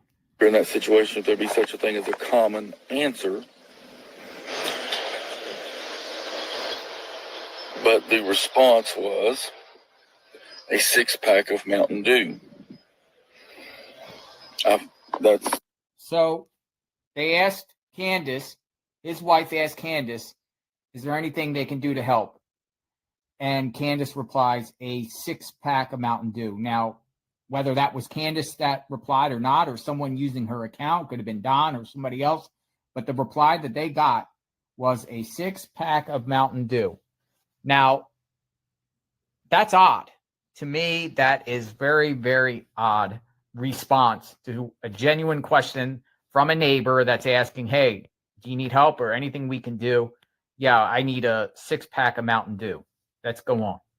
I found that odd. Second strange encounter that we had around when Summer went missing. Dawn Wells had came down to my home. I wasn't there yet, but a few of the. All right, so he said Don Wells came down to his home. So it looks like this neighbor here lives somewhere along Beach Creek. We know that Don and Candace Wells live on the top of Ben Hill Road, go down their driveway, and then Ben Hill Road goes down to Beach Creek Road 347. So this neighbor here had to live somewhere real close to their home or along Beach Creek somewhere. Guys that I work with and my wife were there, and he spoke with them the very next day. And they tell me that his whole conversation was around her being in a better place, her being in a better place, her being in a better place. And they found that odd. So Don Wells went down to their home the very next day and was speaking about Summer in past tense. She's in a better place. She's in a better place. So, you know, Summer is no longer on this earth. She's no longer alive, according to this guy here. That's what he thinks Don was kind of implying. Let's go on. Now, once again, we don't know how we'd act in a situation. I'm just giving you some points, giving you some information that I have that no one else has. You can take that for what it's worth, make your own opinions, read into it, don't read into it, whatever. But these are things that we know because of being near the area. So he, in fact, said that they live near the area of Don and Candace Wells, a neighbor. From local law enforcement, things like that. Number 3 is 2 or 3 nights later on a rainy night, there's some country roads back through that way. You can, there's a back road that you take that comes out there in Kingsport, and it's a traveled road, but it's not traveled a great deal. And the Don and Candace were seen it's about a mile and a half from their house, pulled over on the side of the road. Very, very, very country road. Dawn was behind the wheel. Candace was out, and she was coming out of the wooded area now. Okay, so he says that 2 or 3 days after Summer Wells was reported missing, so 17th, 18th of June, 2021, Don was behind the wheel, and they were seen along a country road between their house and Kingsport, and Candace was coming out of the woods. If this is true. Okay, guys, so I may have some things confused. It's been a while since I've listened to these. I'm almost positive he said they were in that black truck. Maybe not. But either way, the black truck was mentioned the day before about somebody looking for car parts with the same make and model coming out around the same time Summer went missing out of Ben Hill. I don't know. Let's just continue and hear what he says. But yeah, this is Pill. Ziggy can't tell me Fred don't know him. They're related. Well, his wife is related.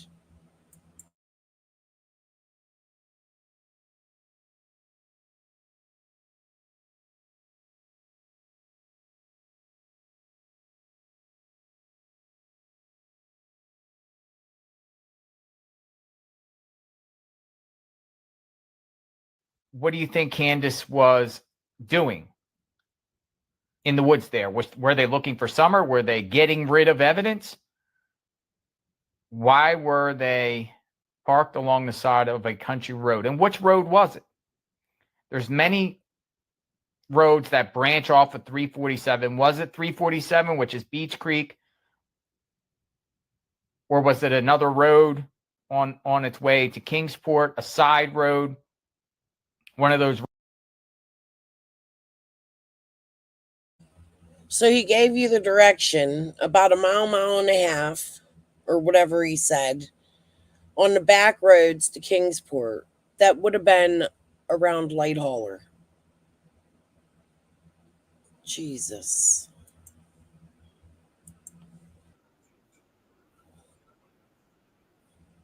Sorry, I keep pushing the wrong damn one. Roads that go into the holler. I wonder what road it is. Let's continue. You had to use the bathroom. I think she probably could have waited to get home. Maybe not. But he just said, hey, maybe she was using the bathroom. But you would think, if they're a mile and a half from their home, they would just wait till they go home to use the bathroom. Especially, if you have to go, you got to go. But if you're close to your home, you're just going to wait till you get home. So what was she doing there, if this is all true?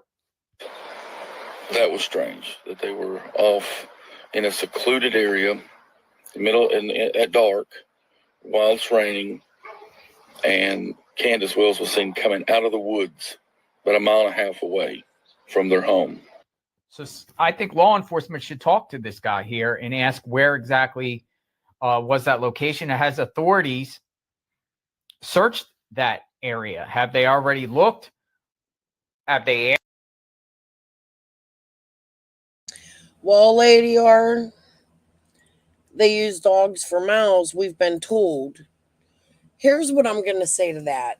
Any news broadcast, any YouTube video, the only place I've seen them dogs and heard of them dogs is Ben Hill in Hawkins County side.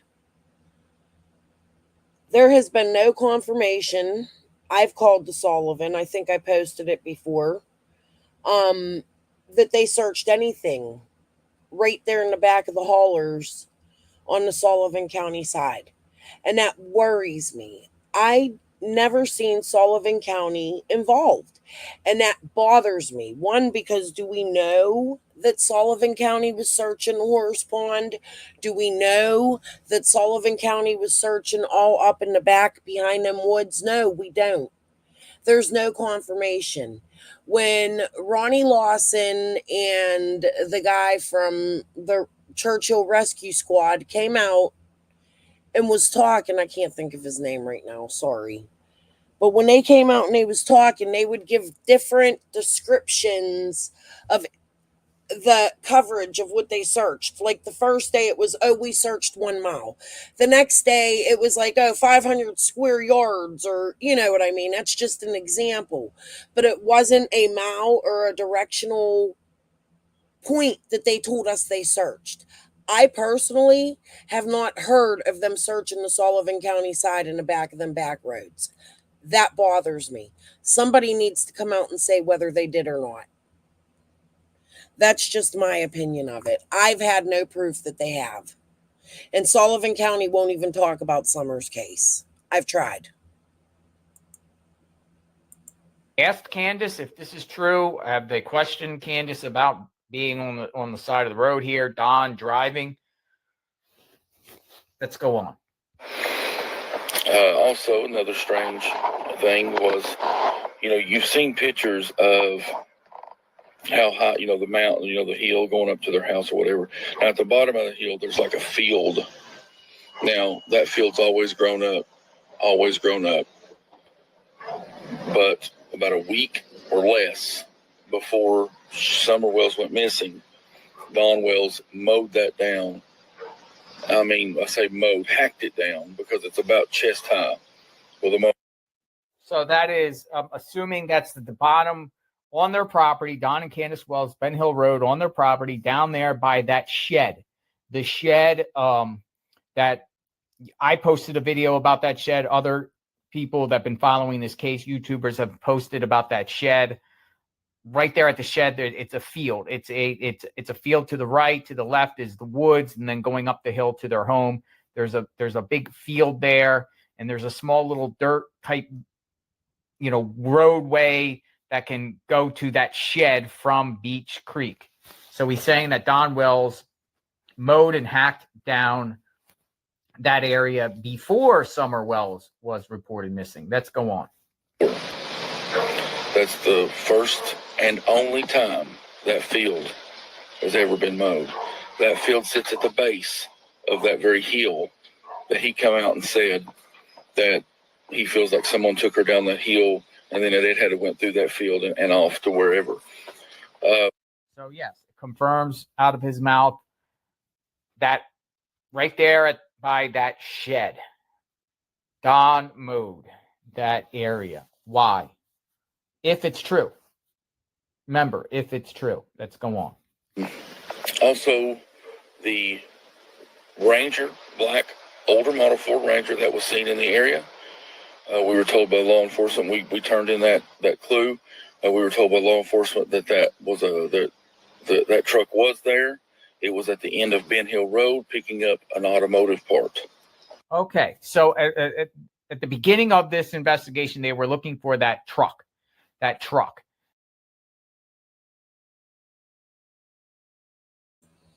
Same make and model of Fred's dad's truck.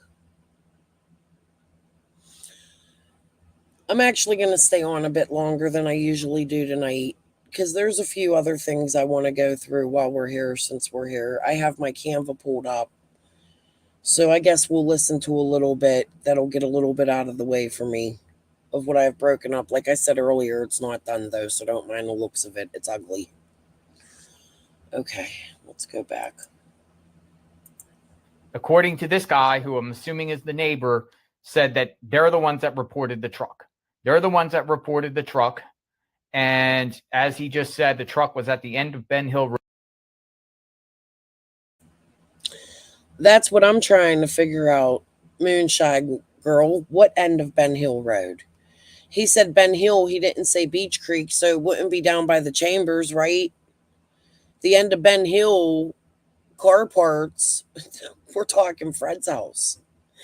Black truck. The black truck is the same make and model as the truck Fred was driving. So this doesn't make sense to me.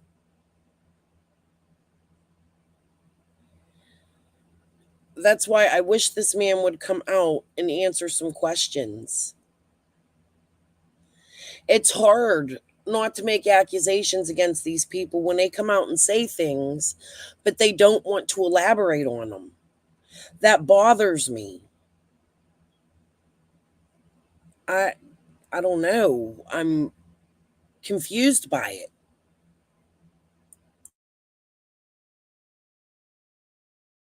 Road getting an auto part.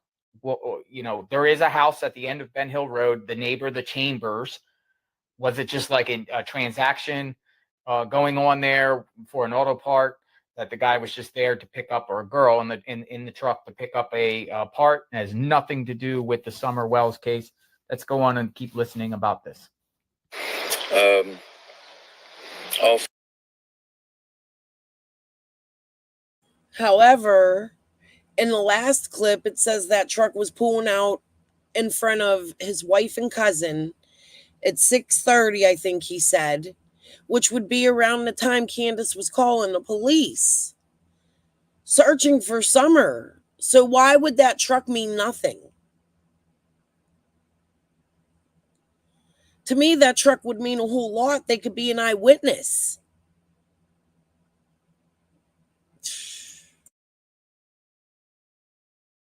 So I was told by law enforcement that whether the scent, I've seen several places that say a dog picked up the scent and it ended.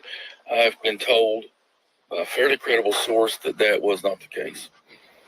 Also, so he's saying no scent. No scent. We've heard stories about scents going off the property, down the hill of Ben Hill onto down the home of Don and Candace Wells, from their home down to Ben Hill Road. According to this guy, it's not true. He's saying he has law enforcement sources. This is, again, most likely a neighbor. He's claiming Which, don't forget, this guy offered to sell. He offered to sell conversations with the police for $5, a cash app. I have the $5, Mr. Pill. I'm willing, again, I stated it last time. I'm willing to state it again this time. I will buy that from you. I would love to hear it. I'll give you $20 for it. Okay.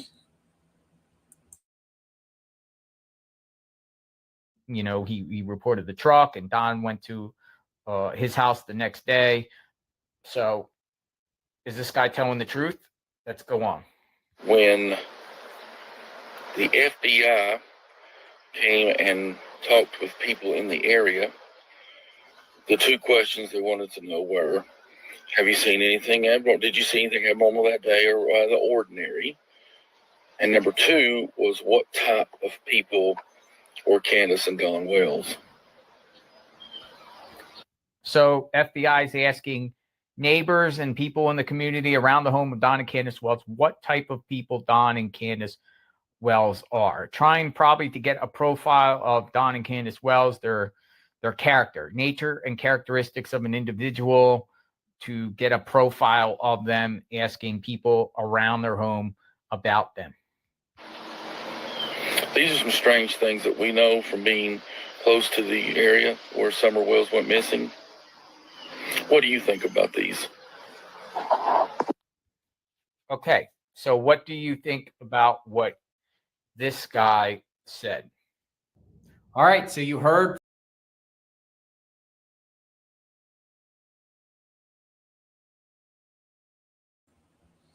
So what do you guys think?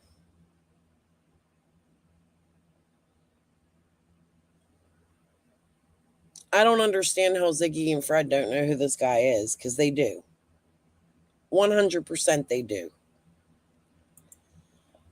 It's just more like a I can't think of the word. Like a compelling of lies of theirs. All right, let's go. Where do I want to go? Hold on, let me share my screen. Am I sharing it? No, why isn't that thing here? Hold on.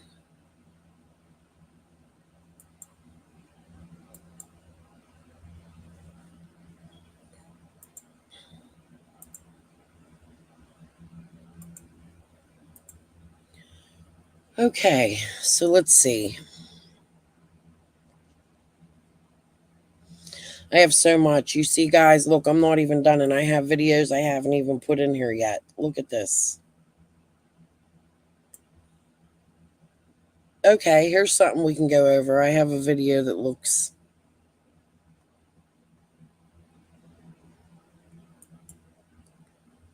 halfway decent, but oh yeah.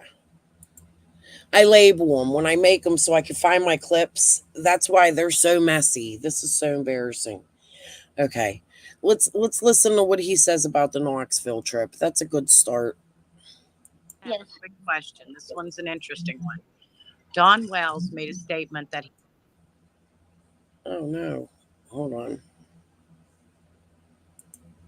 he set Fred up by taking, you know what, up to your house and doing it, or maybe so. I don't know whether he sold it or did it with him, but he said that he set him up. Sorry, that's gonna bother me. I had to get rid of that. He went and bought, you know what, and brought it to your house after Summer went missing. He tried. What? Yeah, he did try to go up there. Yeah, he tried. He came up there with something. Yeah. Okay, I just wondered. Hey, that's one truth Don Wells told, didn't it? Yeah, What a I freak. remember when Fred told me about it. Fred said that Don came up there with crack cocaine, wanting Us to do it with him. and he's like, Why? oh, What was his I wasn't point? gonna Why was fall he for trying that to set Fred up? I'm not understanding what the setting Fred up would do. What would that do him? How would that prove good to him? Yeah, making. But Oh, sorry. Go ahead. but you get this. He went from place to place all through Knoxville with the law behind him, taking them to every crack dealer's house that he went to. And when he left, they went in and busted all them people. So that's why he went to Knoxville and was the crack fairy. It wasn't because he wanted to prove to law enforcement he didn't do that with Summer. It's to prove, it was to set people up because he was in trouble. Oh my God, that probably is true. Jim, why so many dramatics? Because he was in trouble. You make an ass out of yourself every time you speak. I'm so sick of you talking shit on me. I really am. You ain't nothing to be. Bitch, you look crazy. I seen pictures of you on Ziggy. I'm so sick and tired of your fucking mouth. I'm sorry, guys. Like I told Jens the other day, I'm a blunt person. This woman stalks the shit out of me, comes in my comments, tells me she knows things. She must have known Ziggy and Fred were married or something. Man, fuck you, Jam. Okay, I just wanted to say that.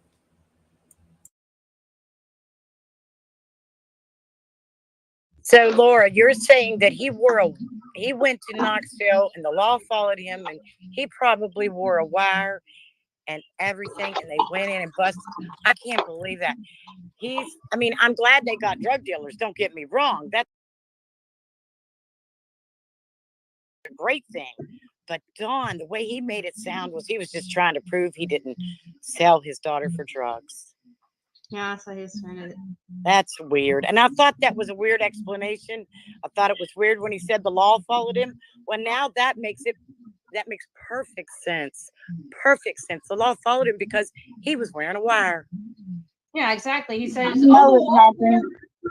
What'd you say? I know it happened because the law told me out of their own mouth. Oh, is that true, Laura? Am I right? Pretty much. When did they tell you that? When I was in jail. This last time? Okay. That Don. He just keeps proving me right. That dirty dog just keeps proving me right. So law enforcement told you that he was a confidential informant? No, I asked him about the thing from Knoxville. We was just talking, and I told him that, I said, what's any different from us? He said that we wasn't no different. What we was doing wasn't no different than what Don Wells was doing. He was just doing it, trying to do it behind everybody's back, closed doors. And Fred was more open about it. Yeah, exactly. He said, but he had to take everybody down with him. And I said, like that incident in Knoxville, and he shook his head. Wow. Probably the same person. That's probably one of those people. Was any of those guys black dude that goes by Playboy? I don't know. You know what? It's just good. And that's a thing too. How many weird, like Playboy and this and that, has Ziggy tried to push into this case? She makes shit up and she confuses things on purpose. Those things have nothing to do with Summer. Nothing. Ziggy, quit trying to point fingers at everybody but your man. Now, I'm not saying Fred did anything, but I'm saying his lies are suspicious as fuck. The fact that the dogs hit on his top of his driveway, suspicious. Behind his truck, suspicious. I'm hearing the blue Ford Escort is still the same position with the same oak tree on top of it. You didn't haul a Ford Blue Escort that day. Why are you lying? Like, it's pissing me off. It'd be great to hear him explain this because he's going to so double down on his excuse for doing that. He's going to double down. He's not going to admit to nothing because that's who Donnie Wells is. Hey, I don't think that he wore a wire, and I don't think he done it to get out of trouble. I think he done it. He was just being stupid. Oh, so you don't? So you think the cops were? You don't think he was being a snitch? He just know the lie. He know the lie was behind him, and he still. Fred, why did James Light send somebody to shoot your horse? Look at y'all and all this. We hate snitches. We hate snitches. We hate snitches. Freddy the snitch. Freddy's a snitch. Na-na-ni boo-boo. Stick your head in snitchy poo. Just saying. And they know that when he left that they was still running in on them people. But he would go to the next one that he knowed might have crack and still do it. Again. What was his and reason? the Was it proving? It couldn't have proven that he didn't sell summer for drugs. How is that proving that? It doesn't make any sense to me. Because he wanted everybody to go down with them, it sounds like. I don't know. When I seen him, he had a little, it was one of them little sandwich baggies. Mm-hmm. You know what I'm talking about. Right. The one that they just, not the zip lock things. Yeah, the one the folding kind. Yeah. Over half full. More than what Fred got accused of. A lot more. He brought that over to your house that much? He had it in his pocket. He said when he came there, he said he just got back from Knoxville. He hadn't even been home yet. Yep, I remember that. That was around that Christmas time when Benny went down to. That was around the time Benny was over at the Wells, guys. That's when that whole incident happened. When Dawn went to Knoxville, when Benny was out there. That's the incident she's talking about. Because I know this because when I met. If you listen to my first conversation with Fred, he even talks about some of this.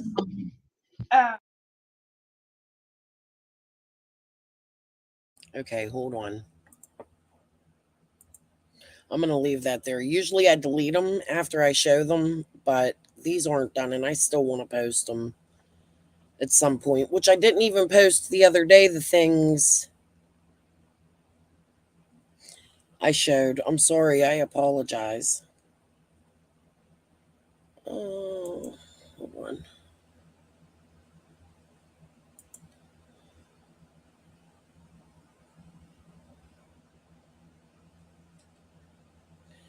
Yeah, let's listen to this one. I don't know if this is the whole thing, though. I haven't. Wait, let's hold off on that for 1 second. Okay, this is about when the TBI. Yeah, this is what I would prefer for you guys to listen to. Hold on. Yeah, that's both pieces. Okay, I'm not going to play this whole thing. I do want to go over this. This is the police, but let's just listen to this part. Like, this is just, man, I don't know. People want to hear from you. I just like when I was taking it down there for TBI and was getting taking stuff on. I was talking Don and stuff there, and all at once they just over the device, it was like somebody laughed out loud, just real loud. And then when we go back, and then TBI stuff go back to review what was being recorded, it's been like clean. Just like the joke was on us or something. I don't know what it was. I mean, they can't even figure it out why everything we had on there. Then when that light comes through like that, I play it off like it's my phone, you know. Somebody laughed. I just out loud, crazy, you know. I mean, it just chills down my spine. Oh my God. John just kind of looked at me, and I had my phone in my hand. I said, yeah, it's fucking phone, you know. And then we talked a few more minutes, then I made up with him back here, and we was going to go over it and stuff, and they didn't know what was on there. He'd been like fucking clean, and they didn't know the way they had it set up that I could erase anything off of it, you see. And he'd just been asleep like that and nothing. But could they hear you guys while you were, they can't figure out how he got like clean like that. They even heard the lights, you know. So they were listening while you were over there. crazy. So if you would have like attacked you, they would have known or something.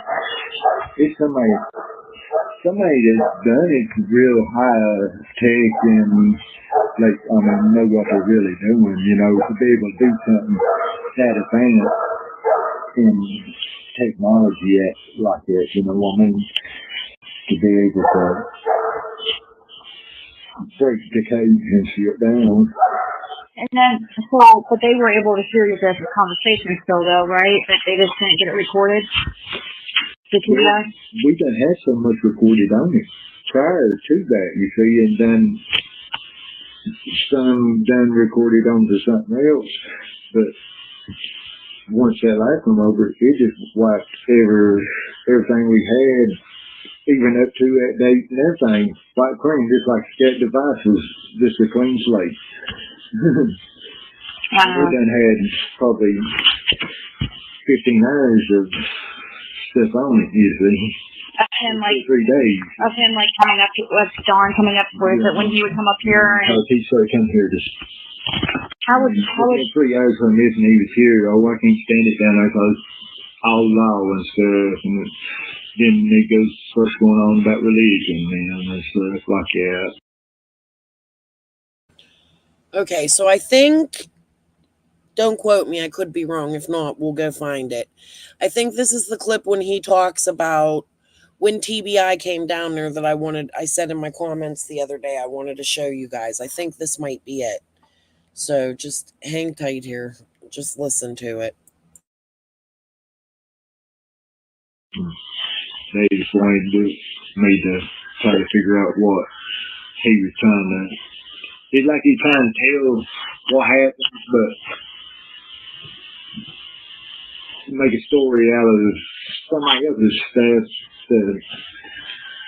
So what would you have to do? What would you have to do would you have to like press the button before you start like? Well, I was taking, before I left here, I'd go ahead and have everything set. You'd walk down there? I just walk down there and just. Or if I see him come up the driveway, I just stick it in my pocket or something. Yeah. You know. And wow, do you? I told him, I said, no, I hate to find her like that, but you better not ask me to do nothing else. You know. No, I don't think. I think that people should be able to understand when it comes to missing kids. That's different. That's not like missing. That's like. There's a lot of different kids here. Kids is what the world should be about, you know. That's what makes the world go round. Kids. I know, yeah, Sierra. I didn't know that Donnie was doing anything other than drinking and smoking a little pot. I mean, I didn't take TBI stuff. I said, I didn't even know they even done anything like that, you know. Well, but when did you see him do coke? Because he came down here asking if he wanted to do coke, but the day before the boys got took. So that's the first time you he took him. Well, he's come here before, late at night and stuff, that not had it where you could sit doing it or nothing. But now, the day before the boys got took, he come here trying to get us to do stuff with it, take the stuff with it. I don't want to. Okay. So it's like you didn't. He's trying to set me up that night. I mean, he just acted weird as fuck. Yeah. I mean, just, you know, it just made it feel like he was trying to set me up on something, But you had never really seen him use before then? No.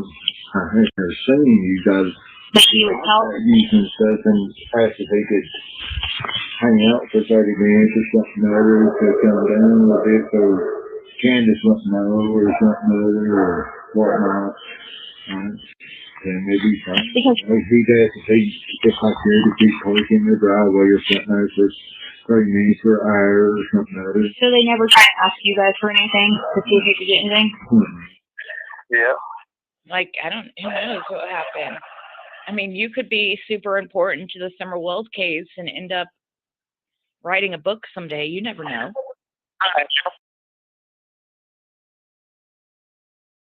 TBI that Don had been here that day? Yeah.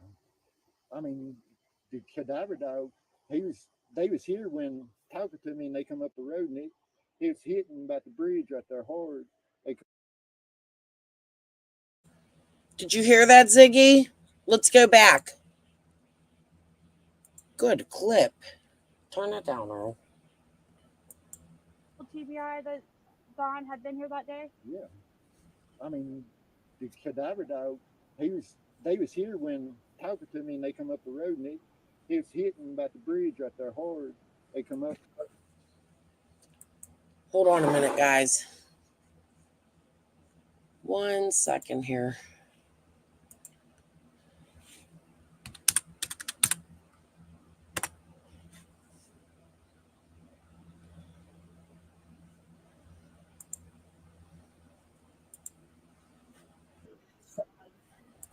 A rumor about a sighting of her coming out of the woods. Aw, shucks, Rhonda. I know it is so early. We're just gonna cook some rice today. We've been on a rice kick lately. Never had like he used a cane, but he walked up until me and Fred were just talking about this. Okay, we're just gonna. Who is this Pell? Who was the one of? Which one of you guys was the one that was telling me about a Pell yesterday? A Jeremy Pell. Who was the person that was telling me about that? There was somebody just yesterday was talking to me about a Jeremy Pell. Oh, well, thank you, Jamie. Aw, shucks, Rhonda. I know it is so early. We're just gonna cook some rice today. We've been on a rice kick lately. But right here, Crystal says, I'm gonna piss off a lot of Wells supporters, but here it goes. Candace is seen, according to Pell, driving Fred's dad's truck around 4:30. We never got an exact time. Okay, who is this Pell person and why are they saying this? Oh, okay, it was you, Kathy. I was told Candace also said she's seen Chad at 4:30 on panel with PG and Benny. Fred's dad can't walk, so Fred would already have possession of that truck. What? Where do you come up with this stuff, Crystal? See what I mean? Like these people, like Fred's dad never had like he used a cane, but he walked up until me and Fred were just talking about this. He had trouble getting around, yes, but I don't know what you mean by Fred's dad can't walk. So, and then also about a year before Summer went missing, his transmission in that truck was like messed up. So he wasn't even driving for like a year before Summer went missing, or a year before he passed away, which he passed the winter after Summer went missing, I believe. Candace, I have to ask, did you borrow Fred's dad's truck? Why would anybody let her borrow a truck? Like they have several vehicles. Wouldn't you think somebody would think that was odd? Cadaver dogs, not sit dogs, hit on Fred's driveway.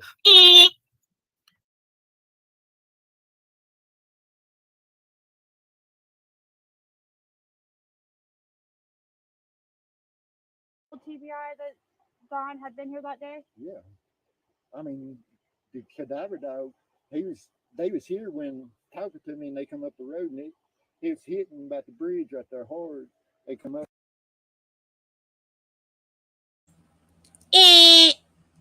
There you go, guys. That's one. Okay, but let's go back and listen. Sorry, I'm not in chat. I was going back and forth here. Isn't she ridiculous? She says things and then she tries to change things she herself said. Man, I showed you that with the Laura clip. We'll go there again. Hold on. Let's go listen to some more of my Fred here. Fred the Snitch. I'm going to write him a song. Hit up the road and went all the way up to that farthest vehicle you see on top and was hitting on it. They never even opened the door, but they ain't nothing in. I've looked. But I found some bones earlier today. So were the cops over here? I ain't telling nobody yet.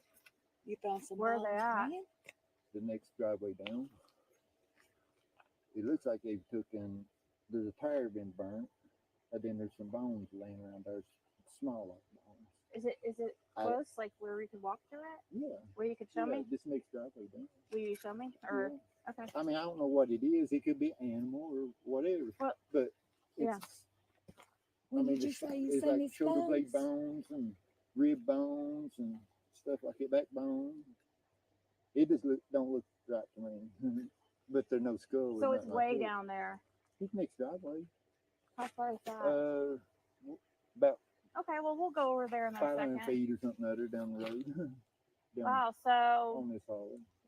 It's probably an animal, right? Or it could be. It could be, but it could. Yeah. I don't know. I feel like it. Well, ain't, but, I'll look. I'll check it. Yeah, we'll check it out. Okay. If I feel like it's like, I'll call if you're afraid to. Yeah, I was gonna call and talk to him about it. I just got home a while ago. That's where I was at when you come in. I was getting a trailer and stuff.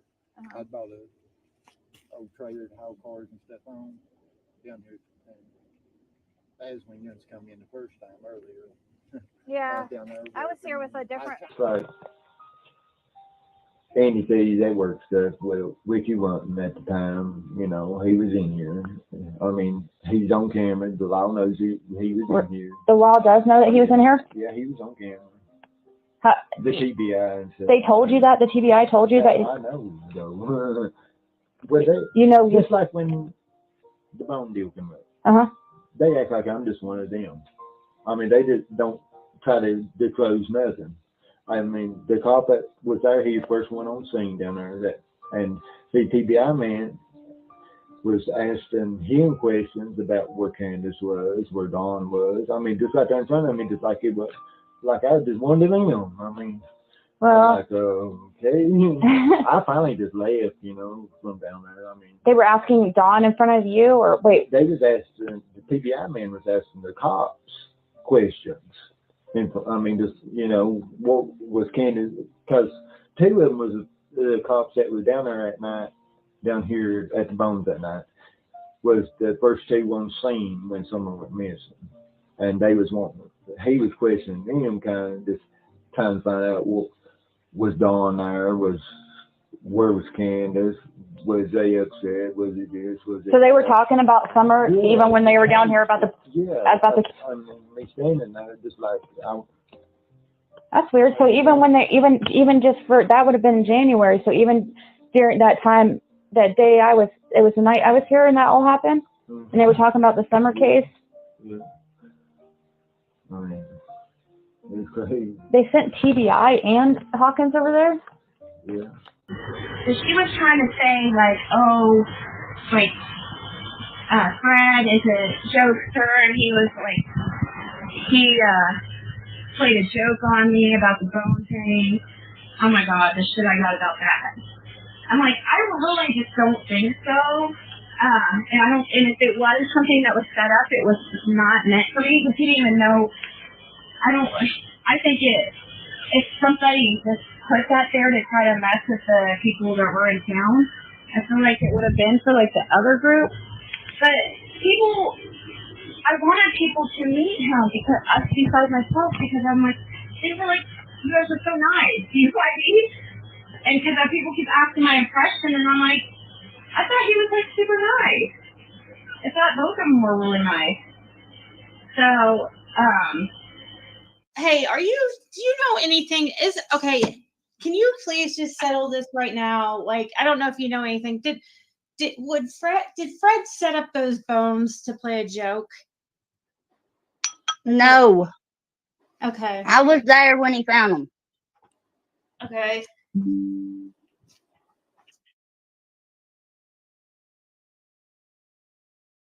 For Jody Sue just to make up stories about people way before. Okay, I'm just going to let it play into the next part, but please remember that these aren't done. There's parts missing out of that. There was more after that, and it's the clip I'm looking for, but we'll get there. If we don't, I'll post it when I find it. This is just such a mess. It's been hectic trying to get all these clips together. I think I did pretty good, though. I'm sure I missed a few, and I know there's a couple videos that I haven't gone through yet. So, and I definitely want to do the Quentin Simpson stuff on a whole nother live. And I'm bored tonight, and my hubby's off, and the kids are sleeping, so I have time to sit and bullshit with y'all if you want to stay up with me for another hour or so. Okay, you hear my husband singing. He's ridiculous. Okay, let's go back. Okay, so this is the Ronald stuff. It was in some of my other videos. I was going to make another video out of it. So this one's pretty and decorated. We'll listen to it. Jody Sue just to make up stories about people way before all this happened with Summer Wells? Was it something known in the community? Yeah, and she also got on Facebook and said that Ronald was selling pills and that's the reason why she had to homeschool her children, because there was so much drug traffic. Huh. That who was selling pills? Fred's dad. Was Ronald selling at the school? Wait, but no, Ronald didn't sell pills. That was just a rumor, right? That Jerry Sue said? Yeah. She said that's the reason why she was homeschooling.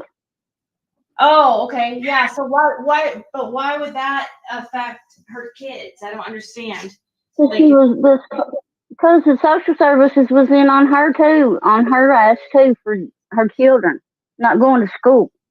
Oh, she wanted an excuse. I see. Okay. Yeah. Said that she couldn't let her kids even go to the school bus in the mornings because of the drug traffic. Oh, okay. Well, they have online school now these days, but I don't know how good the internet is out there where she's at. I mean, it's pretty. I don't know if you guys can get good internet if it's paid for. No. HughesNet, and it's a joke. Okay, yeah. Where was Ronald that day? Laura, Andy B says y'all saw Ronald, not him. Whoa! Did you hear that, Laura? Oh my God. Open your ears, Ziggy. This is another thing and you know what? All I watched of that live was just what I watched with you guys. But this will address something else you asked. You said, he used the cane. Oh my God. You're so fucking fake.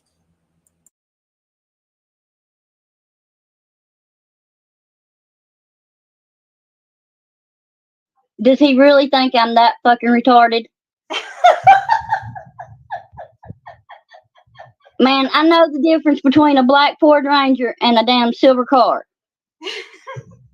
And plus, Ronald, they look completely different, don't they? Wasn't he like basically? Yeah, well, like Ronald was an older man. I mean, he passed away in November after summer went missing. He was not in good health he couldn't even drive himself anymore. at that time. Yeah, so the fact that he's making excuses about that makes him look even more suspect to me. I don't believe it's like Kay Crank said about, it was. Well, first of all, why did he go to his property down the road? I mean, he hadn't been there in several years. Why on the day that Summer gets missing did you have to go to your property?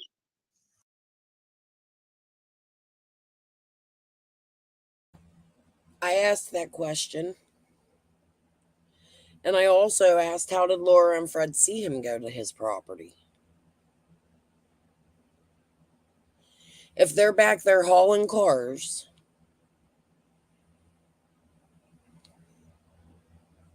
I don't think Hayworth would lie. No, I don't think Hayworth would lie neither. Here's the reason why. They're a reputable business. Why would they put their business on the line to get on and know that something's going on YouTube to say that they lied to the TBI? There's no way that man lied. Oh, Lord. Yeah. And then Fred said that. Answer that for me. Yeah, and I wish I had my conversation with Fred, my last conversation with Fred when I went and saw you guys the last time.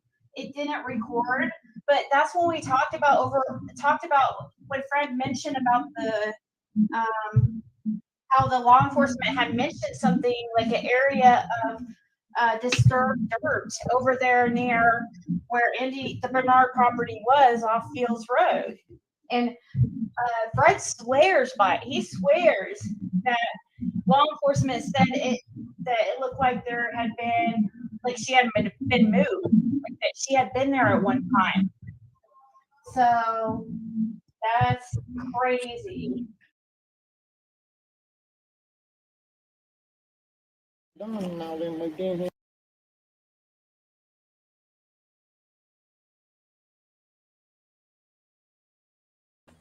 I'll mute while I'm looking for my next clip. Does anybody else see what I see? Is this just me? Like, these lies are so deep. Oh. Is this the one? Oh, yeah.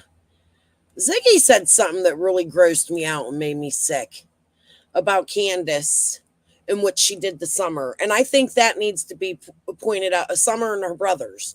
And I think that needs to be pointed out too, because I can't believe anybody never spoke about this. I think it's in this part. Hold on.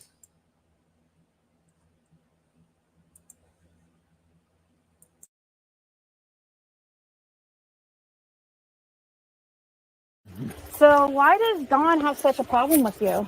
I had no idea. Because I know lots, I guess. I came by early, read it, and it didn't look like anybody was here. So why? Well, I was down here so picking up a tray. So why do you say you know too much? So what do you know about Dawn? I mean, they're guilty as hell. I mean, you think? What do you think? I mean, within 3 hours he was here, and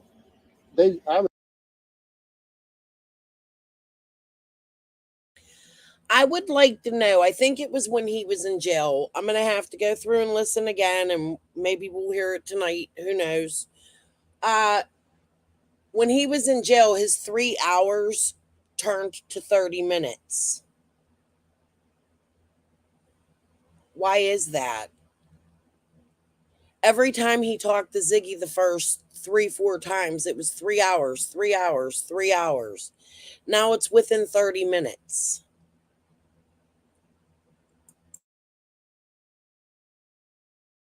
was gone when the little girl went missing. Well, days a friend of mine come, and Candace was walking off my driveway before she even called 911. So she was. It's like they're trying to set me up for some reason. That's what I feel. So Candace came by here. Was she acting like she was looking for Summer? Yeah, that's what she was acting when my friend came. So he said that she was walking off the driveway, walking. Was she by herself? Yeah. You mean she? I know you guys know what I'm going to say, right?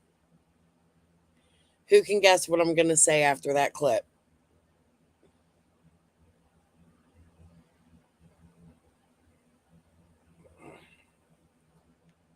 I'll tell you. Laura just told us she was driving. Why are they changing it? I know we went over this stuff the other day, but she's walking, now she's driving, and it's not their recount that they're stating to Ziggy, it's Chad's, so it's hearsay. So right there's already discrepancies in the Chad story. That's why I said, did they actually really see him, or what the hell is going on here?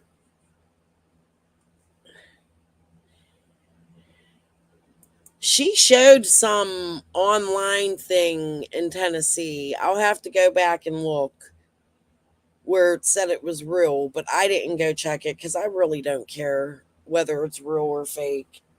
I think she's an asshole for what she's doing. Either way, I think it shows her character.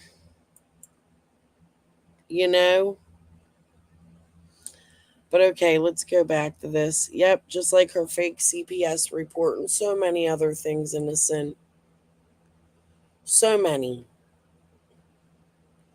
That's just like, I mean, the bones were disgusting. She was recording. She was taking her camera with her to show us what she thought at that moment was Summer Wells. How could anybody forgive that or think that Ziggy's a good person? And then she didn't even stay for TBI. She left and let Fred deal with it. What? She's fucking sick. He's twisted. I'm sorry. Guilt, no guilt, doing this because you know something or not. Either way, the way you have conducted yourself in this case is disgusting as fuck. What? No, she drove her vehicle down here, didn't she? She was walking. She walked all the way from Ben Hill to here. But it's like Kinda. Don, he was home that day too. Was he? Do you Yes. think he was? Yeah, and went to work that evening. After Kendrick got there. So, you think he was home that day? Yeah, I know he was. Where? Oh, you I know saw him? for a fact. Yeah. Where'd you see him at? At his house. Because I was in that hauling junk that day. I was hauling a bunch of old cars and stuff out. See his next house down. Okay. In your opinion, if you don't mind me asking this question, in your opinion, if she drowned, where do you think they would have put her body? I think. And this lady with her, I'm almost positive that was Jennifer. I have some thoughts on her questions.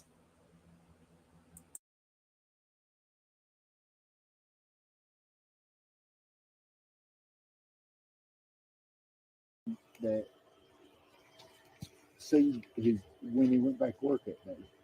That was his last day at that site. I feel like he was that's what he was. That near that site that he was at. That's what I feel myself. But you that's said what my gut feeling is. so. But you said that he went. You think he went to work, but it wasn't like all day long, right? No, he was just a cover up bullshit. All that was. How long does it take to get I down mean, to that? that's my. I mean,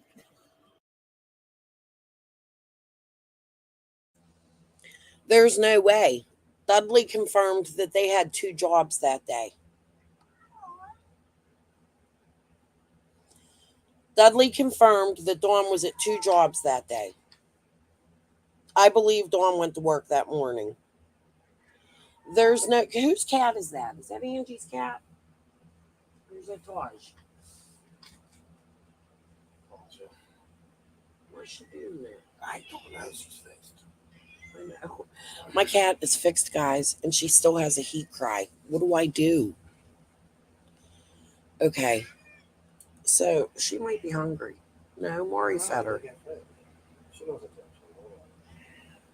Okay, well, I'm live. Pick her up. We don't need a Jody Sue situation here.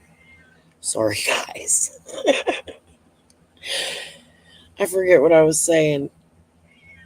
She's marrying into money. Yeah. Ghetto rich. No, she ain't Beverly. She's old. She was my husband's father's cat. We kind of inherited her when he passed away. Oh gosh, she probably is like 13, 14 now. And she sometimes goes senile and just cries. And she cries like she's in heat, but she's fixed and has been fixed for years. So, Opal, I do know Jennifer went and moved the dead doggy. Yeah, that's another thing she was into. Something more to do with fucking bones, right? I know, Beverly. I know you are. She's just an old kitty, and I think she's going senile, and she just cries. She just wants my husband to pick her up on his lap. But now, like, she's doing weird things, like she'll jump up on the lap, but then she wants immediately down, and then she forgets you picked her up, and she wants back up. It's like having a toddler. I love her so much, though. She's like one of them ugly, backwards calico cats. What do they call them? Tortoiseshell. I'll show her one day. Okay, I forget what I was saying. Let's go back to the clips, I guess. And I'm so sorry these look the way they do. I take pride in my work. I try anyway. the way he talked, everything. I mean, Will you They've always been abusive stuff too. have you witnessed any abuse? Yeah, I mean, I went down. They stole some stuff off of me down here at my mom's once, and I went down there to talk to them, and Oh, I'm going to start that clip over, or I'm going to go back a little. This is what I spoke about on my last live, him talking about Dawn stealing off of the mom and him going up to Dawn's house and looking in the basement doors. Pay attention to this because it's creepy as hell the way he tells this story. And if you've seen that, why didn't you call child protection agencies? Why didn't you call the police? If this is what you've seen, why was the police not called? Let's just start that all over. I'm going to mute and shut my trap. they've always been abusive stuff too. Have you witnessed any abuse? Yeah, I mean, I went down. They stole some stuff off of me down here at my mom's once, and I went down there to talk to them, and the youngins was locked in the basement. That's before they even put stairs down in the basement. No clothes on or nothing. It colder than hell. I mean, colder than it is now. And I mean, they act like they ain't never even seen a person. I mean, the way they acted and stuff when I knocked on the door there, because I didn't know which door. I knocked on the top door, nobody'd answer, and then knocked on the bottom door, and they just one mattress laying in there, and the one little looked like a little blanket for him. I mean, And you saw Summer or that day or? I didn't see Summer that day. But you think that they kept her in the basement a lot? Well, I just talking about the whole time they had kids, you know. Yeah, I mean, they claim that she slept with them, which is weird. Yeah. Do you think he was like touching her inappropriately? I'd say he probably was. I mean, they've always had a lot of sex offenders and stuff, because my phone alerts me and stuff on it, and every little bit it's alerting that sex offenders down there. Yeah. Guys, your phones or the Amber Alert would alert your phone. A pedo moving into your community goes on the Megan's Law list. I think you can set up notifications for in your area, but they don't GPS these people. They don't alert if somebody walks onto somebody's property. They should. I think offenders should have ankle monitors, and they should be monitored everywhere they go for the rest of their fucking lives, right? But they don't. Fred is not going to get an alert every time somebody who's a pedo walks up onto the Wells property. Get a fucking clue, Ziggy. The shit he says is idiotic.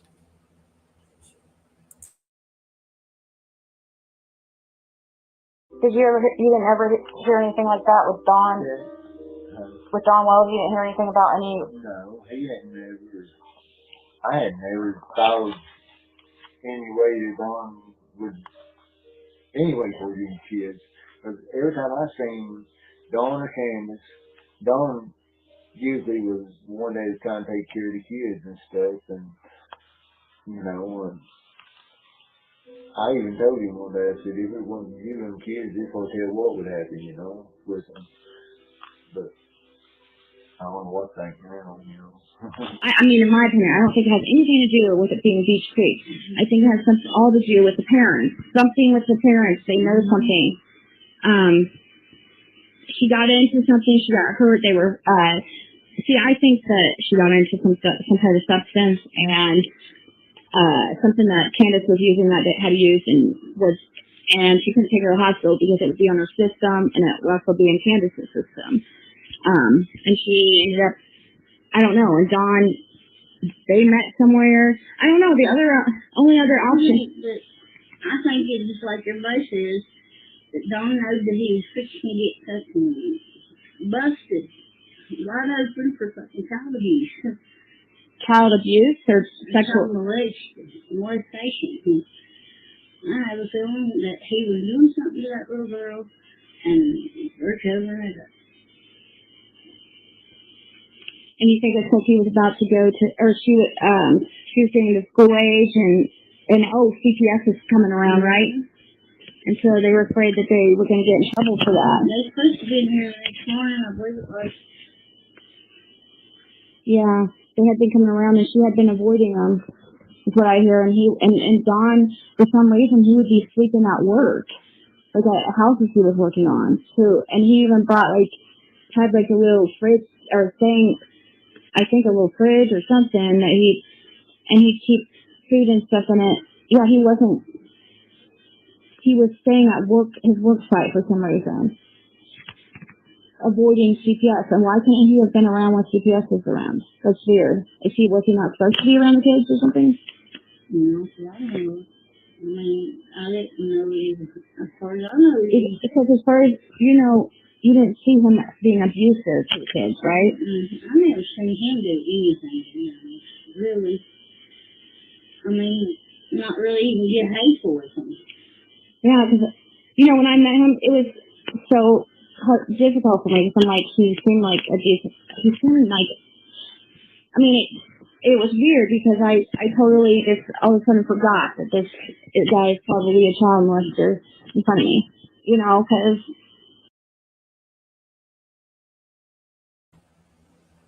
But you marry somebody who shot somebody in the neck.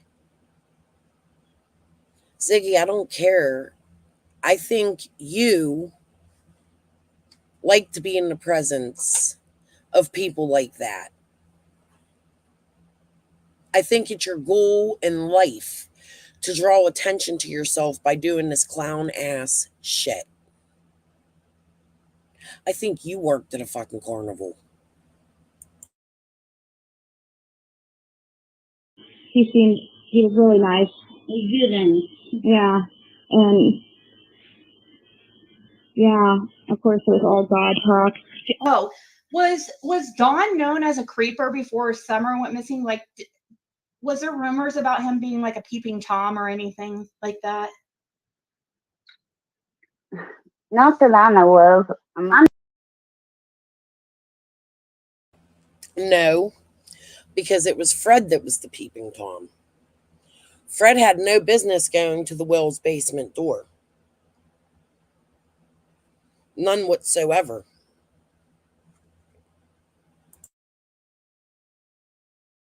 I've never seen Candace up at my house.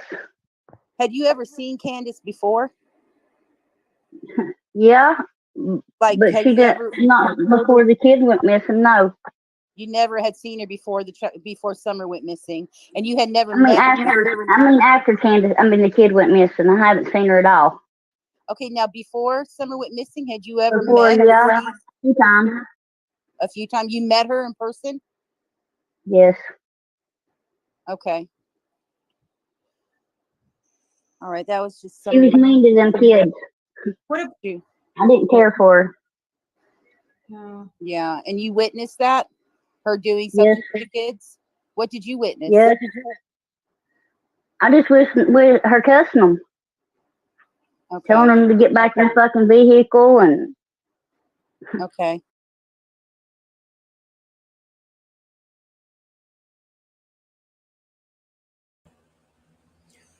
This is where I try to be unbiased.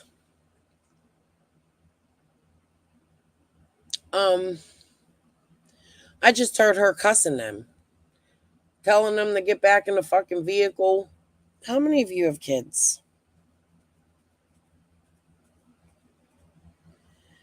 Have you ever had a day? Like for me, I don't drive. I've never driven. I take my kids on the bus. My now 25-year-old, when he was little, he had ADHD. He was a handful. There was a time my son was being bad as hell on the bus. I wanted to do nothing but whoop his ass. I didn't hit my kids. Okay? I wanted to that day. But I yelled at him because the bus driver pulled the fucking bus over embarrassed the shit out of us, and stopped the bus because my son was being bad. There was another time we were in a dollar store, and now I don't mean to make fun of little people here, okay? It was called Lucky Buck. My son, Spider-Man. Every time we went to a store, it was Spider-Man. My son wanted some birthday thing.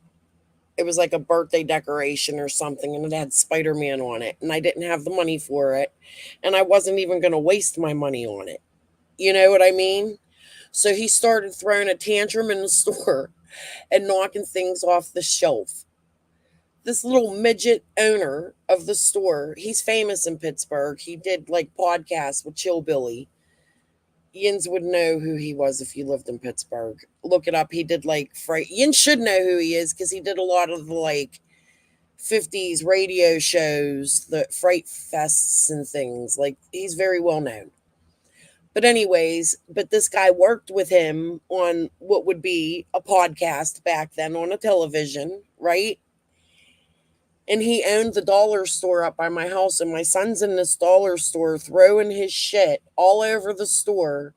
I'm trying to get him out of there. I had my other baby with me, another child with me, my husband. It was crazy, you know? So this little midget come up to my son, he was the same size as him, and yelled at him like I wanted to do. Did I stop that man? No, I was kind of in awe. There was another time.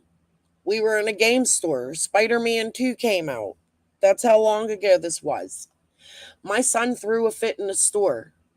If you guys think for 1 second I didn't say something to my kid like, get the fuck over here, or get in the damn car, or get on that damn bus, sit down, you're wrong. There is not a parent out there that has not been frustrated with their children at one point in time or not. Okay? So I don't want to hear this cockamamie bullshit. And I'm not, this is like I said, this is where I'm thinking of the truck, Candace. Now I heard that a little differently today because I re-listened to it. You know? But we're parents. My husband comes from a black woman. He used to have to go pick his own switch. Hold on, my son just came in.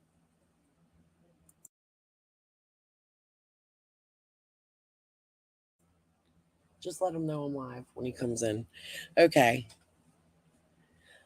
Like my husband has stories. His cousin was beat with a vacuum wire. Now, I'm not saying go beat your children. I don't condone any of that. I don't beat my children. Okay? But Candace wouldn't be the first mother out there to say, get your ass in the fucking car. Okay. Let's go back to my clips. I just wanted to get that out of there. I've been waiting forever to say that. Like, no parent is perfect. Listen, just Ziggy yesterday, I think on one of her lives was yelling at her daughter. Jesus.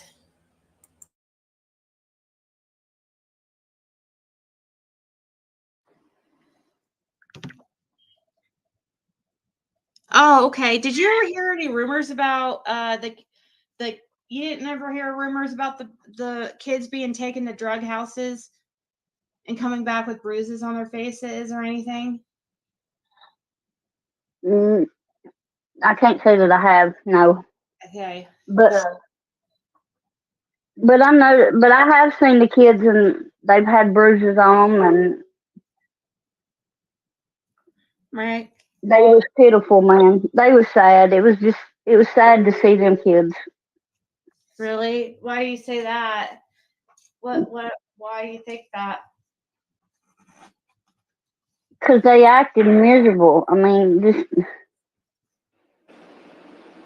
They didn't have clean clothes, I bet, and they were just running amok, I bet.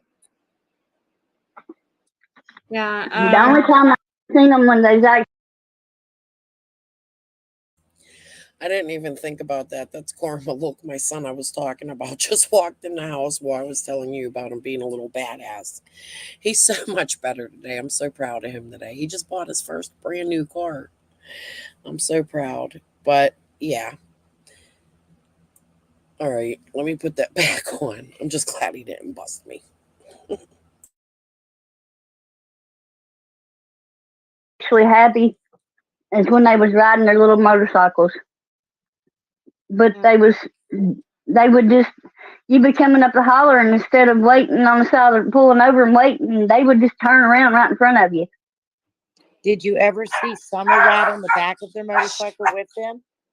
Yes, a lot. You saw her on the back of the motorcycle with the boys? Yes. Were Dawn and Candace with them? No. I didn't see them nowhere.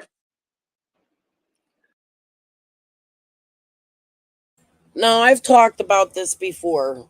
Do I believe the boys rode Summer on their bike? I do. You hear Dawn talk about the boys were chasing her. Could it have been an accident with the boys? Yeah. But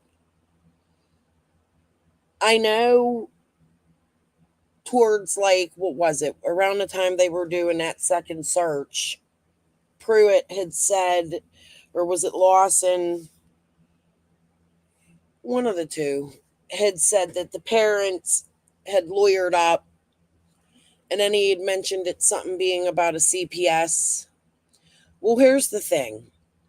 Them kids were not taken from Dawn and Candace until the middle of July, even the end of July. Wasn't it like the 21st or something like that? Them police officers had from June 15th till July to question the boys, right? I told you in one of my lives before, I've been through an interrogation with a friend's child. Not the same circumstances, but the way they interrogate. I had gone with a friend, and they take them kids, and they take time, and they have professionals. We've already heard, one second, guys.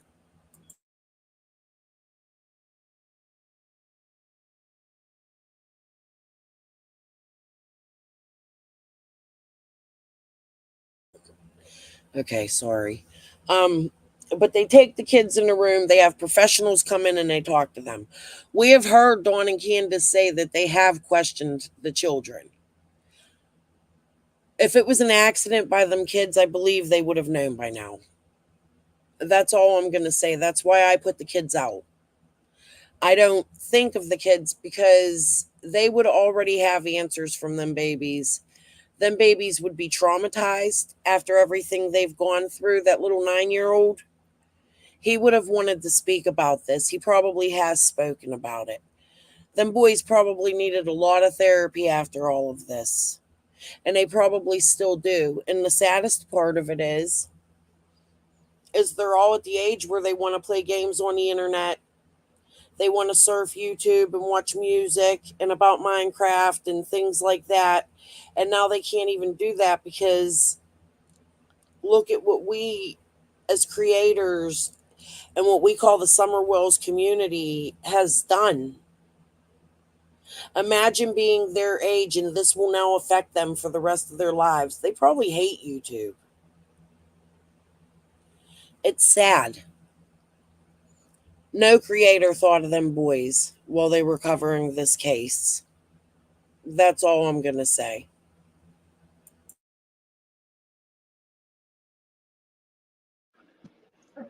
Why do you think that Summer's hair was cut short? Because she had lice. You think that's why? I thought so I know too. that's why. Well, you know what? Jody Sue says it's because it was to make her look like a boy, and that she. After saying that, I'm sitting here thinking I'm getting angrier and angrier. She had that fake CPS lady come up here and say they had scabies all over their body and their head.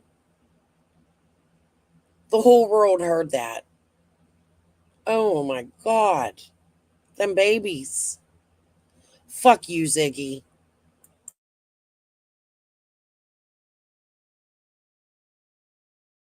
said that everybody around there knew that the kids were being taken to drug houses and they were coming back and they were with bruises on them, and like Dawn would take them off to drug houses and disappear with one of them. And she said they all around the same age too. Like he was taking them all like around the age of 5 to the and then that's why he shaved Summer's head, because they wanted the same type of look of child. Do you think that's all BS? I don't know. I can't say. Well, she says that everybody back there knew and the holler knew, so I don't. I know that they kept lice and they kept bugs real bad. Yeah. Yeah, because they was put out of school several times for it. Yeah, I mean, all you can do But is Candace told that out of her own mouth. Yeah, all you can do is tell us like what you've witnessed or heard of yourself, or so I don't want you. Yeah, so a lot of the stuff you're not going to know. So when Dawn brought them up to their place, did he watch them? Was he drunk and high with them? I don't know what that means. They would go down there to the creek and play. When he bring the boys up to your place, how is he around? This is another thing too. Ziggy's trying to say Fred and Laura didn't even know Dawn and Candace. If that's the case, why would Dawn take the boys down there to play in the creek and ride their bikes? Why does Fred know so much about Dawn? Earlier in one of these clips, Laura says, I've known that man for 20 years. I've known him since I moved in this holler. I've never seen Dawn not drunk. Anybody remember that? Maybe I'll find it in here. They all lie. Ziggy, they did know each other. Please stop. Actually, I think Fred was probably one of Dawn's first friends there in the 90s when his mother moved in. You have to remember, Dawn has been there a lot of times. In a lot of years. Like the mid-90s.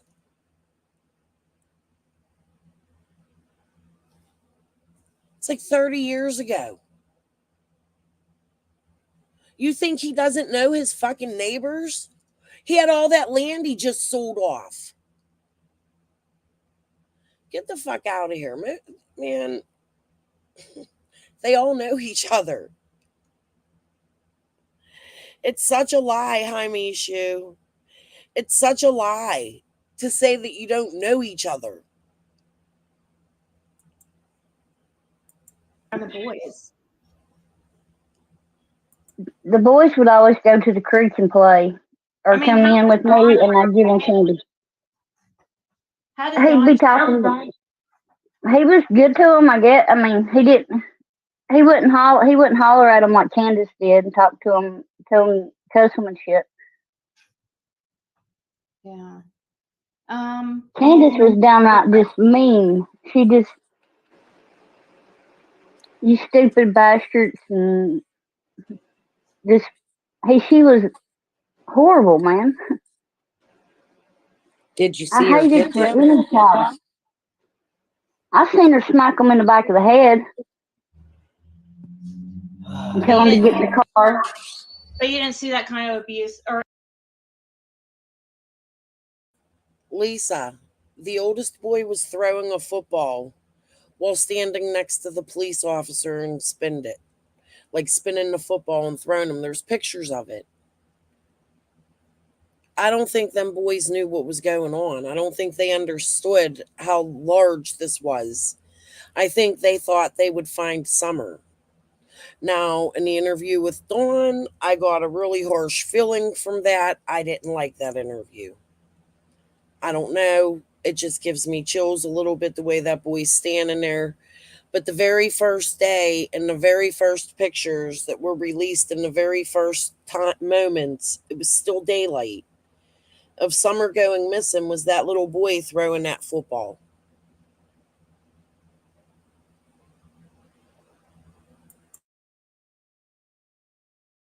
And you didn't see that kind of behavior with Dawn, though, right? No. Okay. Everybody remember, this is all just alleged in our opinion. So, we don't know what happened this summer. We still don't have a lot of info. So we are just, this is just by her experience and what she knows. So, but they've lived in the holler for, I guess, 20 years. I mean, well, no, probably about 16, 17 years. The Wells? Because it was about 5 years after me and Fred moved up. I mean, I got with Fred. That they come walking in the holler one day with their kids. Did you ever see? Except Dawn has been there and lived there at other moments in time. With Pam, with his older children,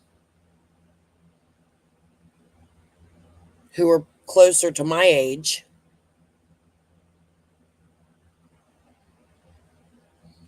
So that's not true. His ex-wife has addresses in Beach Creek.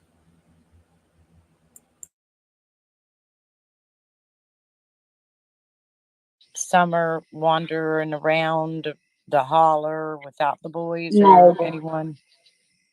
No. She never did. No. But the boys would ride around. But if she was on the motorcycle, it was with them. Only time I ever seen them was when she was on the motorcycle with them. But she wouldn't go by herself. No. Okay. Okay. So basically, did you like Dawn? No, he gave me the creep.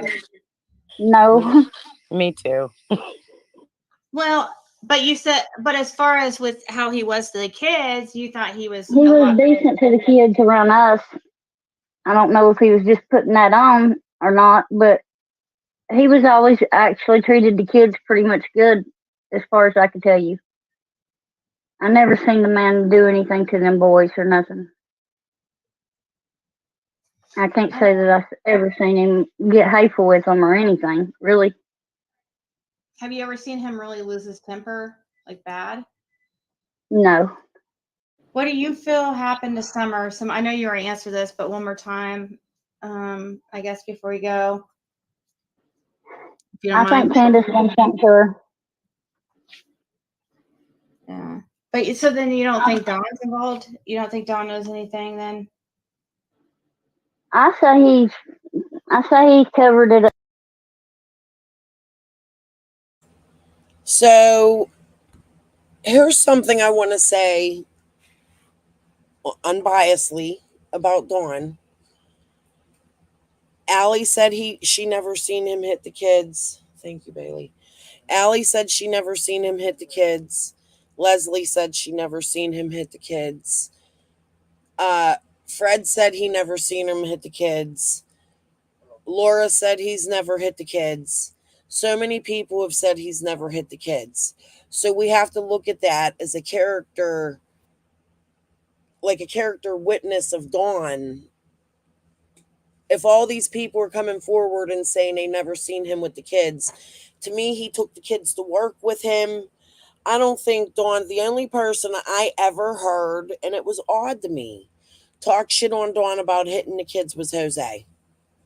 He had the whole belt story and all of that stuff. So that's the only person. And that's weird to me. But you also have to remember Jose hated Dawn because they were fighting, right? Throwing beer bottles. Like, think of the tension. I do think Jose talked a little too highly of Candace. Like, that was just a little weird to me. But okay, let's play these clips because my husband and son can't shut up, and my son's a little busy down here right now. 1 minute. Help cover it up, probably. I don't know for sure, but Yeah. Well, there's a lot of people that think just one of them know, and the other. Yeah, my theory changes all the time, but I know at first that you didn't. It was hard for you to believe that Dawn would hurt the kids. it is kind of hard. But I've heard a lot of things now that just kind of, I don't know, it kind of sets in on me a little bit different. Yeah. But I know. I don't know. He was always good to the kids when he was around us, though. But people can put on That's true. a good front. People can be nice for 10 minutes to an hour as long as nothing's agitating. People know how to put on a good show, too. Yes, they do. All right, guys. Or why are these people that are, why do they play games? Why is all the games? What is your opinion on that? Why are they constantly just look over here? No, look over there. No, don't look there. Don't look at me. To get the suspicion off of themselves. They're so guilty that they have to cover up for their lies. I mean, it's not. Yeah.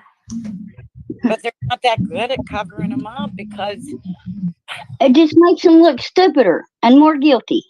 But they're so stupid that they don't see it. I mean, hell, I've seen this when I was strung out on dope. For real, you couldn't miss it. But I see it even worse now. I know when your mind's really clear, you're looking at them like, oh God. I know that. I think that that's why my opinion of Don Wells has changed. And it's not a good one. No, I don't like that man. He's a creep. I don't know if he done any. I know every time he was around us, he put a good show on, and I know he was just putting a good show on. But he still was good to the kids. Even after Dawn accused them of taking the kids, he was still good to the kids. We have to look at that. We have to see, that's the things I look at. I look at the good words and the bad words. I try not to place blame on anybody while placing blame on everybody at the same time, I guess. You know? Because all of these people are suspects. But like the name here in my chat, you're innocent until you're proven guilty. And it's about evidence. I honestly believe that they have no physical evidence in Summer's case. They don't have Summer. I think the police and TBI have a hold. I don't know where that clip is. I wanted Jens to hear about what Ziggy said Candace does to Summer. I hope it's in this before this ends. Okay, let's go back. I just try to look at everything fairly. I guess that's why I have a lot of haters, because there's times I can bring these people up and there's times I can put these people down. When I have a thought, I bring it out to you guys, because to me it's brainstorming, and that's what we're here for, is to talk about the case. It's really not our job to figure out what happened, but we could try, right? In a decent manner. I'm not being too decent tonight, but Ziggy wasn't decent to me last night or the night before when she was over there spewing her damn lies. So again, fuck you, Ziggy. Laura, I've always heard that nobody in the Beach Creek area likes Don Wells. Is that correct? Pretty much. That might explain in the first interview when he said, we don't have many friends around here. We don't associate with many people. Because his old lady wasn't nothing but a trifling whore, and she fucked half Beach Creek. Laura said that, not me. And the war will begin. Put me out for Grammy. Here comes Daisy. I could see Daisy white knighting right now, showing up on the panel. How dare Daisy doesn't have to white knight. I'm going to respond to that. Regardless of what Candace does or did in her past, that's none of our business. What is our business is that we are looking for a child. That's like sitting on panel and talking about Andy B's eggplant for hours and hours, right? Like the things people say in this case, Doug is guilty of it, AB's guilty of it, Benny's guilty of it. How are you going to search for a child? Say she could possibly be, and I agree, trafficked. That's a possibility. Is it truth? We don't know. It's speculation. But how are you going to talk about that in the same sentence? Bring up some sexual deviant, nasty, dirty, disgusting, while covering missing children cases. It's gross. You guys will never catch me doing that. I mean, look, I have a mouth, we could talk, but it would never be on a live stream about a missing child. I would label it like this is a fuck around live, and I would put it in a different playlist. These people have no care. If this is a possibility of something that could actually have happened this summer, why would you make comments like that? Any of you? It's fucking gross.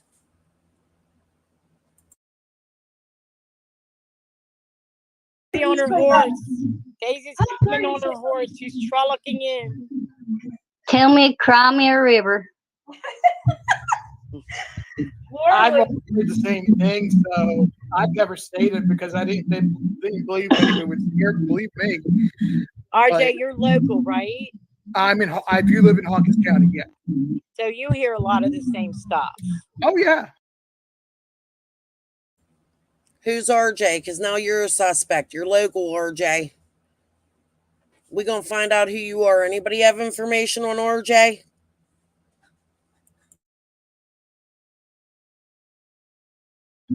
Oh, and yeah. My thought is, I'm from a very small town myself, and the thing that I know often is when there's smoke, there's fire. That's what my mom always said. And this isn't a smoke where there's smoke, there's fire thing. It's a, hey, look over there, there's a forest fire, and you can see the flames a mile away. Right, agreed. Well, she talked about that yesterday, but I think her mommy done something. I think that they let her drown or something like that. Something, I mean, she probably didn't mean for it to happen. I don't think it was nothing that they done on purpose. I think that she was doing something that she wasn't supposed to be doing with H, and Summer drowned. So this.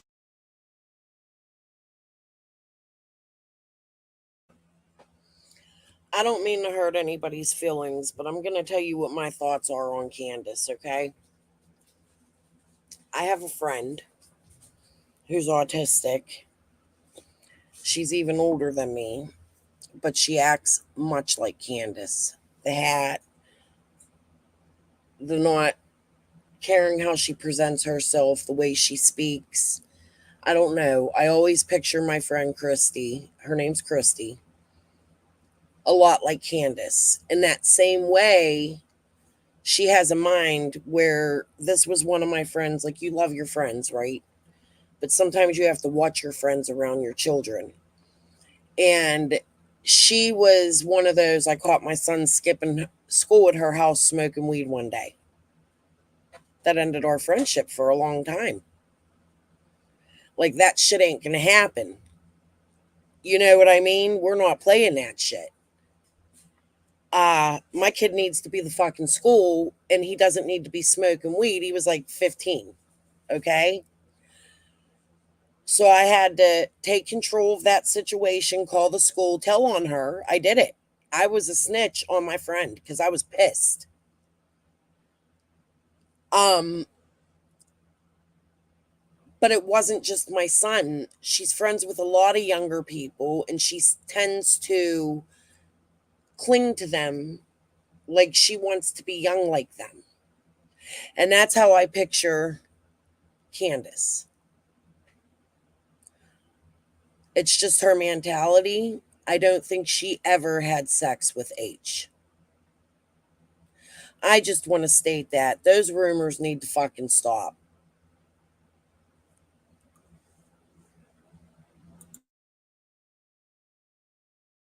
This is the lady, I guess she's wanting you to watch. Or the church done something to her. Yeah.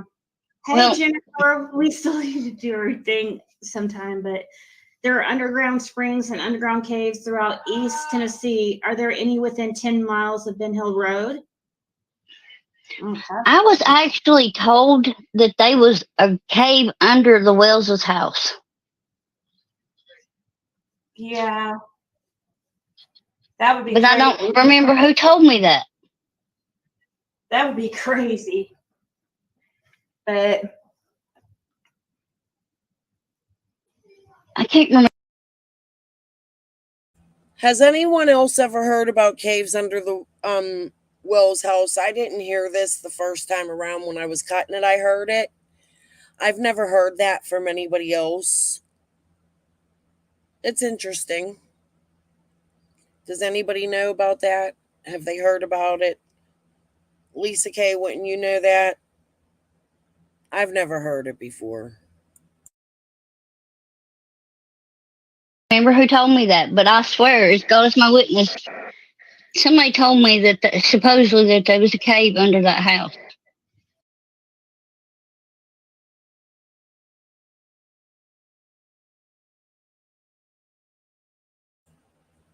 Okay, we got through that clip.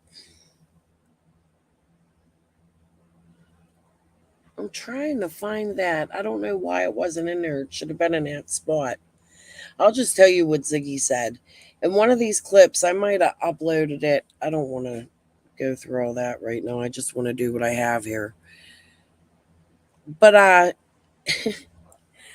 Ziggy actually went to their house and said that there was rumors that Candace would pinch the children's privates. I'm going to find that clip and I'm going to show it. Yeah. Why would Ziggy say something like that?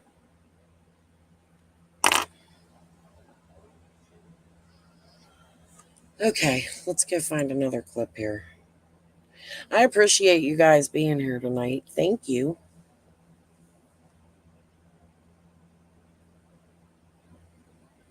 Oh, we already went over that. This is another strange thing Fred said about the woodpile. But we'll wait on that.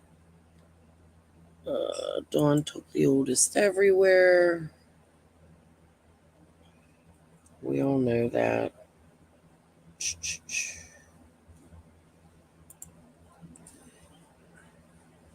I've played that in 2 different videos.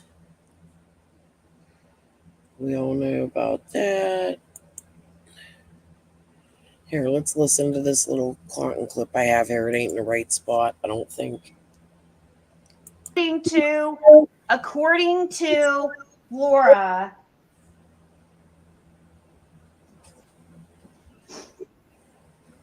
she was having an inappropriate relationship with Cotton.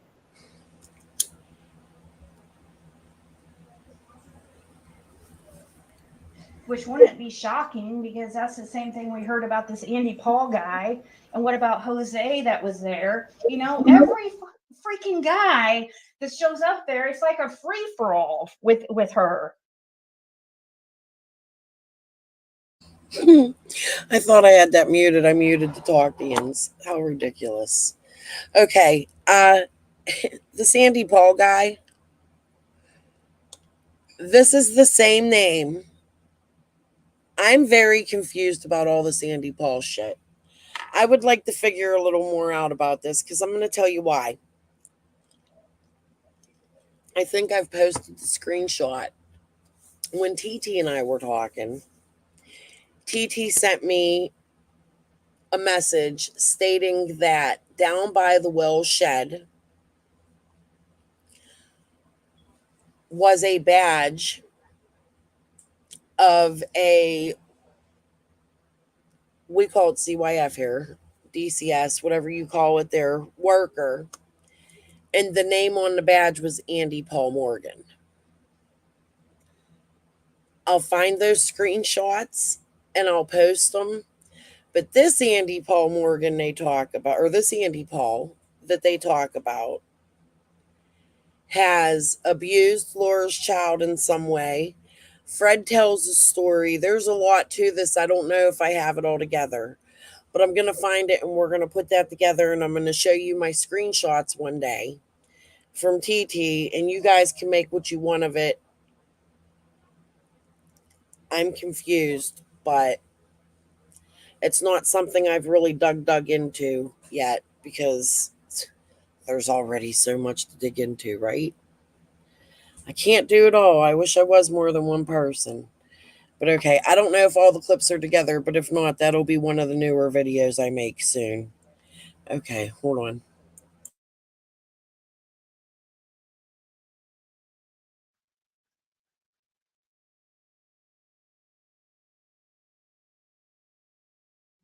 Did you ever meet Grant?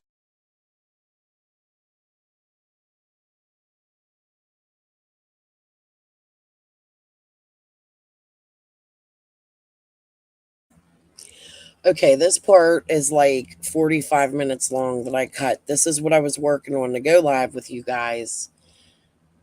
I've already been on 3 hours and 21 minutes, but I do want to go over some of this with you guys. So we're going to listen to some of it, and I'll probably end in the middle of this. Okay? So let's listen. This is about moments, and it's not completely done. There's a couple clips I have to put in here. I can do that later.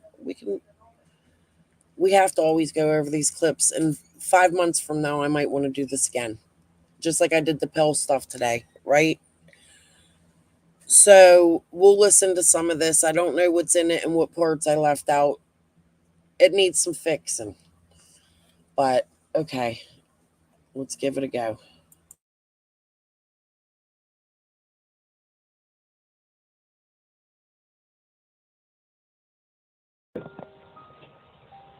Andy said that work stuff with Ricky Runton at the time. You know, he was in here. I mean, he's on camera. The law knows he was in here. The law does know that he was in here? Yeah, he was on camera. How, the TBI and stuff. they told you that? The TBI told you that? I know, though. Well, they, you know, just like when the bone deal came up. Uh-huh. They act like I'm just one of them. I mean, they just don't try to disclose nothing. I mean, the cop that was there, he was the first one on scene down there. And the TBI man was asking him questions about where Candace was, where Dawn was. I mean, just right there in front of me, just like it was, like I was just one of them. I mean, well, like, okay. I finally just left, you know, from down there. I mean, they were asking Dawn in front of you, or wait? They was asking, the TBI man was asking the cops questions. And I mean, just, you know, what was Candace, because two of them was the cops that was down there at night, down here at the Bones that night, was the first two on scene when someone went missing. And they was wanting, he was questioning them, kind of just trying to find out, what was Dawn there, where was Candace, was they upset, was it this, was it so they were talking about Summer, yeah, even when they were down here about the, I mean, me standing there just like, that's weird. So even when they, even just for, that would have been in January, so even during that time, that day it was the night I was here and that all happened, and they were talking about the Summer case. Yeah. I mean, it It's crazy. They sent TBI and Hawkins over there? Yeah. Well, see, this is TBI.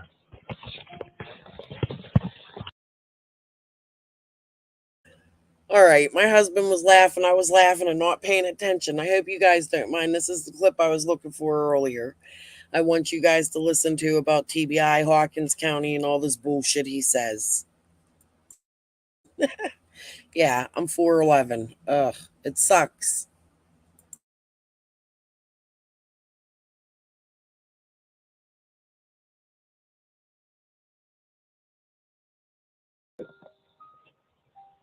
Andy said he's at work stuff with Ricky Wanton at the time. You know, he was in here. I mean, he's on camera. The law knows he was in here. The law does know that he was in here? Yeah, he was on camera. How, the TBI and stuff. they told you that? The TBI told you that? I know, though. Well, they, you know, just like when the phone deal came up. Uh-huh. They act like I'm just one of them. I mean, they just don't try to disclose nothing. I mean, the cop that was there, he was the first one on scene down there. And the TBI man was asking him questions about where Candace was, where Dawn was. I mean, just right there in front of me, just like it was, like I was just one of them. I mean, well, like, okay. I finally just left, you know, from down there. I mean, they were asking Dawn in front of you, or wait? They was asking, the TBI man was asking the cops questions. And I mean, just, you know, what was Candace, because two of them was the cops that was down there at night, down here at the Bones that night.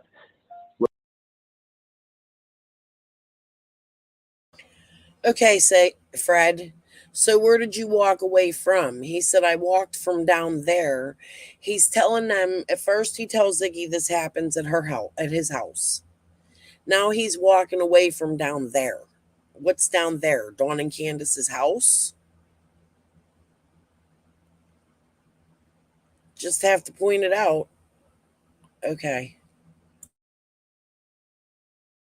Was the first two on scene when someone went missing. And they was wanting, he was questioning them, kind of just trying to find out what was Dawn there, where was Candace, was they upset, was it this, was it so they were talking about Summer, yeah. Even when they were down here about the I mean, me standing there just like that's weird. So even when they even just for that would have been in January. So even during that time, that day it was the night I was here and that all happened, and they were talking about the Summer case. Yeah. I mean, it's crazy. They sent TBI and Hawkins over there? Yeah. See, this is TBI at Hawkins County. Oh, okay. Inside the jail. I mean, he got his own office. TBI. Yeah, they it must have never been anything because they didn't. I mean, there's a lot of stuff. They're just not telling a lot. I mean, there's a lot of stuff will come out here pretty soon, I'm sure. So I wonder. And I try to watch what I really reveal with those. Well, if there's anything you wouldn't want me to say, I would not release it. I mean, I would I would. There was. I mean, I was asked by the TBI and stuff not to reveal certain things, you know. Mhm.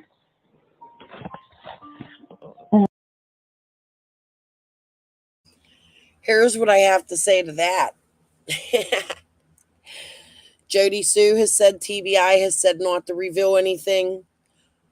Andy has said TBI has said not to reveal anything. The only people there's been a gag order on, and that was due to the boys being taken, was Dawn and Candace. David Britt was never said not to say anything. I asked him. Anybody involved in this case was always said it was okay to say whatever they wanted publicly. Why is Fred the only one that says there's certain things TBI told me not to say?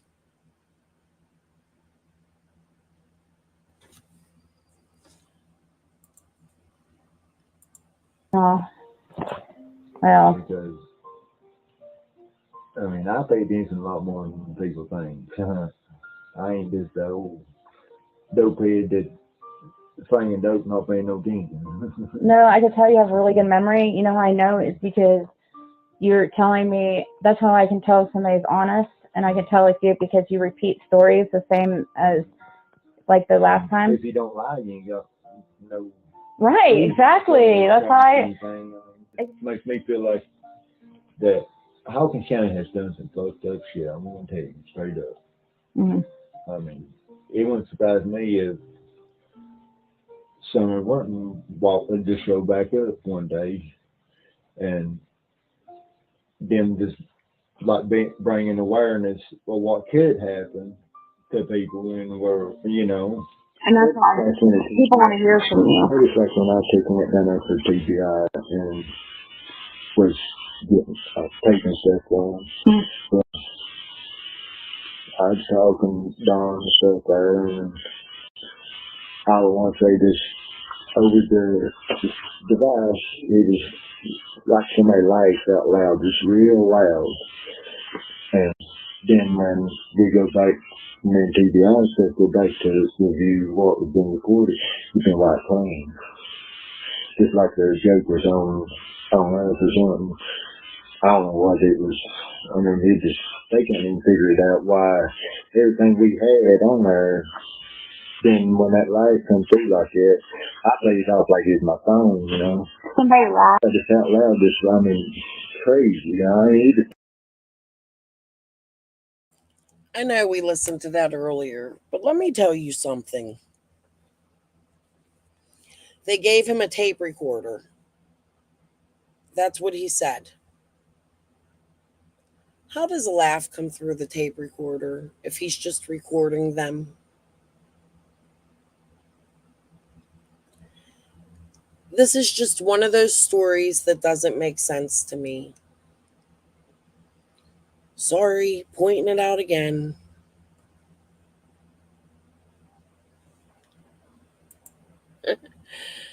I guess so. I mean, I'm just saying.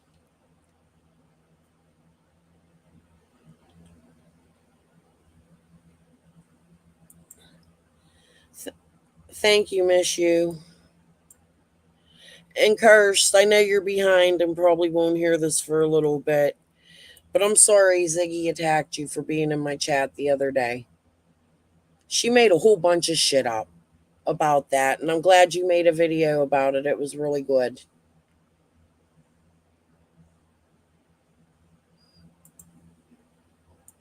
Shields in my phone. Oh my God. John kind of looked at me, and I had my phone in my hand. I said, "Yeah, some phone," you know. And then we talked a few more minutes, and I made up with them back here, and we was going to go over some stuff, and they didn't know what was on there. He'd been like fucking clean, and they didn't know the way they had it set up that I could erase anything off of it, you see. And he'd just been a friend slate like that, and nothing going. But could they hear you guys while you were? I mean, they can't figure out how. And that's another thing too. All of a sudden, Fred has all of a sudden taped for 3 days. At first, it was just the night of. Now he gets back here to go over some things. I don't believe Fred recorded anything. Do you guys? Let me know. What do you think? Do you think Fred recorded Dawn and Jody Sue and Marlena and half the neighborhood? I don't think that he did. He got like clean like that. They even heard the live, you know. So they were listening while you were over there. Crazy. So if you would have like attacked you, they would have known or something. It's somebody that's done it real high tech and like know what they're really doing, you know, to be able to do something that advanced in technology like that, you know what I mean? To be able to break the codes and shit down. And then, but they were able to hear your guys' conversation. So you're breaking the code down on an old style mini tape recorder that you put in your pocket They're breaking the code down. They came there. They already had them. They already knew Summer was kidnapped while looking for her in the woods because they thought she wandered off. Right, Fred?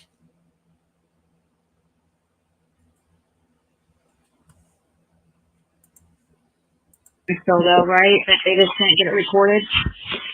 We done had so much recorded on it prior to that, you see, and then some done recorded onto something else. But once that last one over, it just wiped everything we had, even up to that date and everything, white clean, just like that device was just a clean slate. We done had probably 15 hours of stuff on it, you see. Of him, like 3 days. Of him, like coming up with Dawn coming up with it when he would come up here. And Because he started coming here to. how would 3 hours from missing, he was here. Oh, I can't stand it down there because all law and stuff. And then it goes first going on about religion, man, and stuff like that. And they just wanted me to try to figure out what he was trying to. It's like he's trying to tell what happened, but make a story out of somebody. That's another thing I forgot to point out the other night. So, you guys heard my Crawford video, right? If you've watched it. He says Rick Crawford told him that Dawn told him that they would see Summer in a resurrection. He says Dawn told him that he would see Summer in the resurrection. He said, Laura said Dawn told her it was her he said it to. They would see Summer in the resurrection. I know Dawn has said it online. I believe he could have said it. In my opinion, though, the fact that they're all saying it and pushing that narrative is just strange to me. It's extremely weird to me, this Marlena, the resurrection, and she sounded ridiculous on lips.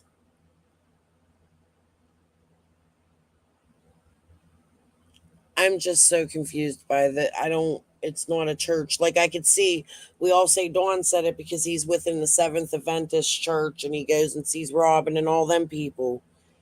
But what the hell does that have to do with Marlena and Fred and Rick Crawford?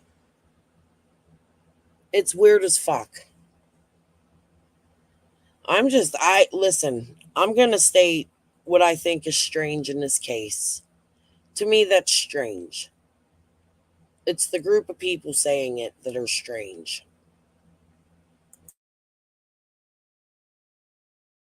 The stats said.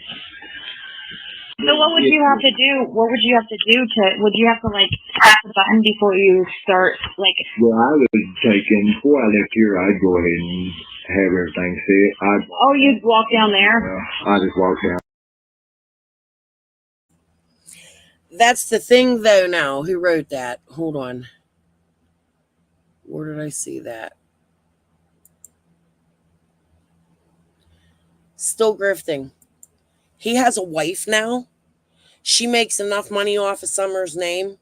I advise everybody, quit sending her tarot money, quit sending her any kind of money. Because she can support Fred. She's asking for you to financially support her and Fred. Fuck no. I'm just. Oh.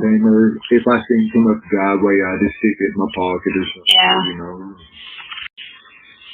And wow, I said, no. I hate to find her like that, but you better not ask me to do nothing else. You know. No, I don't think. I think that people should be able to understand when it comes to missing kids. I'm so sick of that made me cry shit. Did y'all see that Kathy the other night? Did you see what she did? Now, yins were in my chat. I never attacked that woman. I never let nobody attack her. I timed out the stupidest comment because she took it offensive.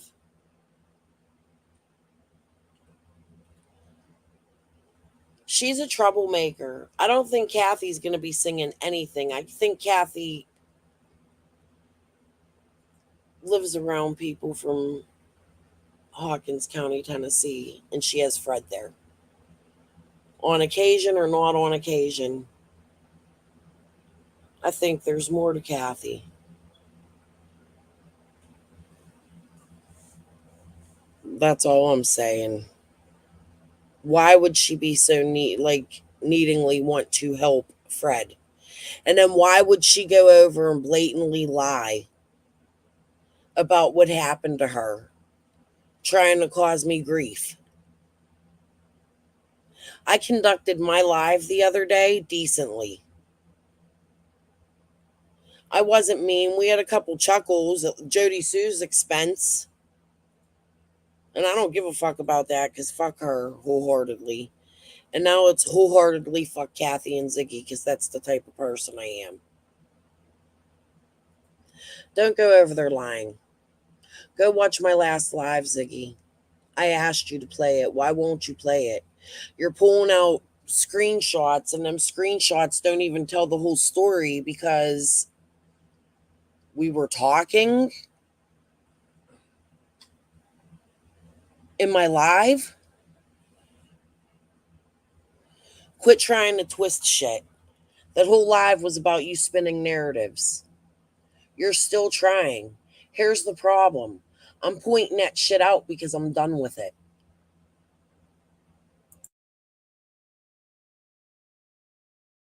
That's different. That's not like snitching. That's like Here's what it is, kids is. Kids is what the world should be about, you know? That's what makes the world go round, kids. I didn't know if you had fear of I it. didn't know that Donnie was doing anything other than drinking and smoking a pot. I mean, I didn't take TBI stuff. I said, I didn't even know they even done anything like that, you know? Well, but when did you see him do coke? Because he came down here asking if he wanted to coke, but The day before the boys got took. so that's the first time you He took him, well, he's come here before, late at night and stuff, that not had it where you could sit doing it or nothing. But now, the day before the boys got took, he come here trying to get us to do stuff with it, take the stuff with it. So money one coke. Okay. So it's like I thought he trying to set me up that night. I mean, he just acted weird as fuck. Yeah. I mean, just, you know, it didn't make it feel like he was trying to set me up on something, but you had never really seen him use before then?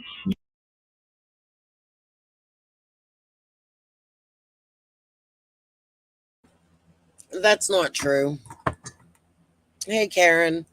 I'll stick up for Fred here. I think he worked. I think he worked hard. I think he was a junk man. I think he hauled metal. I think he worked hard for his little bit of money.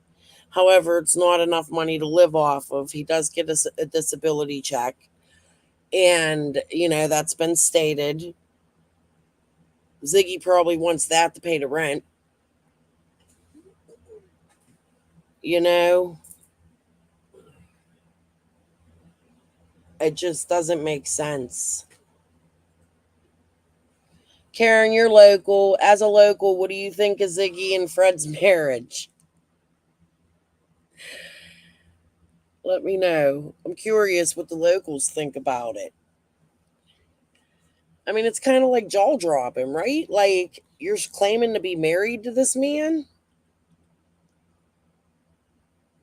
Like the first suspect Dawn pointed out and has been stating ever since?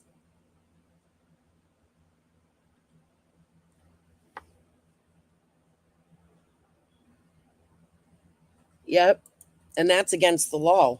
Nobody turned in that he was locked up. He's going to have to pay all that back. My son gets disability because he's a heart transplant. So I know how it works. I'm telling you guys. They took it. He'll get it back. Yeah. That's what I thought. You know, he'll get his Social Security back, but they're going to make him, Ziggy's over there like, I don't know why they won't give it to him, because he's paying back for everything he got while he was in jail. He got stopped. You're not even allowed to go to jail if you get Social Security. You can lose it just for being put in jail.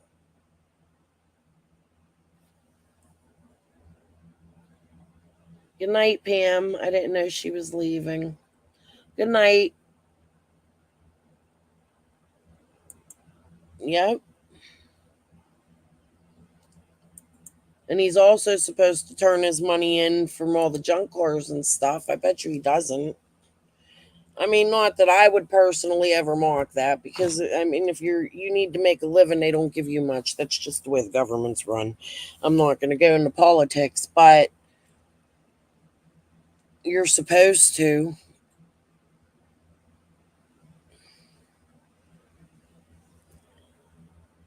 It just doesn't. Ziggy wants his check. That's what it is. She's looking for someone to pay her rent. No, I think there's more to this. I'm telling you, I think Fred told Ziggy something he wasn't supposed to tell her. I'm telling you, I still don't like the Christy Vincent shit. I'm glad I heard Pell again tonight, because I had the black truck thing mixed up. I'm not ashamed to admit when I'm wrong, but the black truck was still mentioned, and it's still fishy.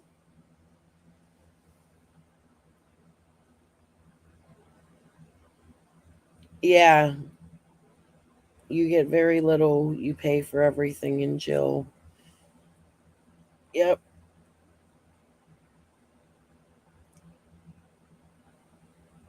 I don't know what her name is. I never really looked into Kathy. I never had a reason to be suspicious of her until we see Fred and Ziggy in their living room, right? You hope subs are just fans and not involved in some crazy shit. Listening to all these clips, you hear it all the way back, too. Like a lot of stuff I clipped out. Kathy's going to the jail today. Kathy got this for Fred. I feel like Kathy is a family member of Fred. That's what I feel. I think Kathy's a family member of Fred Hill. There's lots of locals that live in that area. Ziggy said it on her live with Fred.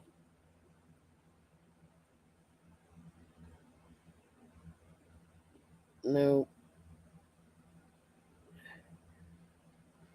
No, I looked real close of it, Mishu. It's not summer. I zoomed it in.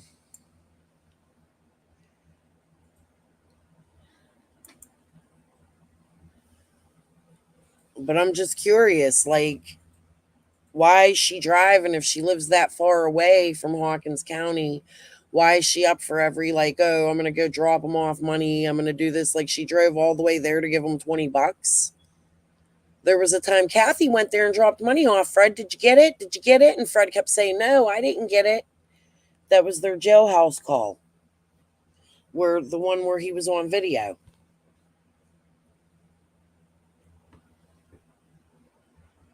I don't think they ever got together, MJ. I don't think they're together now. I think it's fake. Didn't somebody say Ziggy married one time for a green card or something? I think Ziggy's being paid.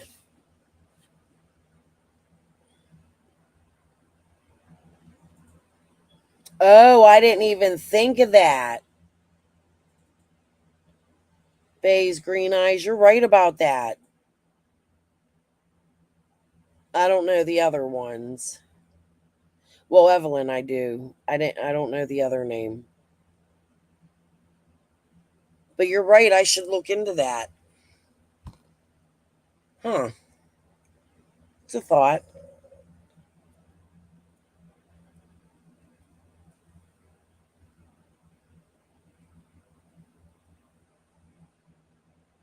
A Brazilian guy.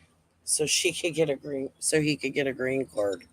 That's what I'm saying. So you can't put it past Ziggy to do shit like that.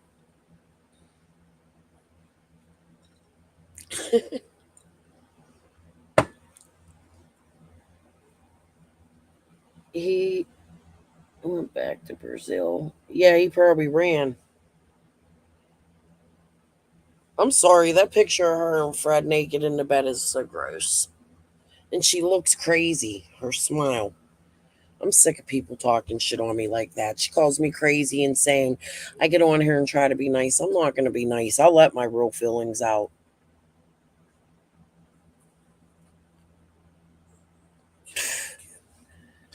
That's crazy. My dad did that once, guys. My dad married somebody to get her a green card. My dad was insane. He lived down in Miami with all the Cubans, and there was a girl named Tatiana. I didn't find out till right before he passed away. When I started doing Summer's case, I got the Ben verified, and I researched him and found out my dad married somebody, and I called him not long before he passed away. And I was like, Dad, do you want to tell me who the fuck Tatiana is? She was way younger than him.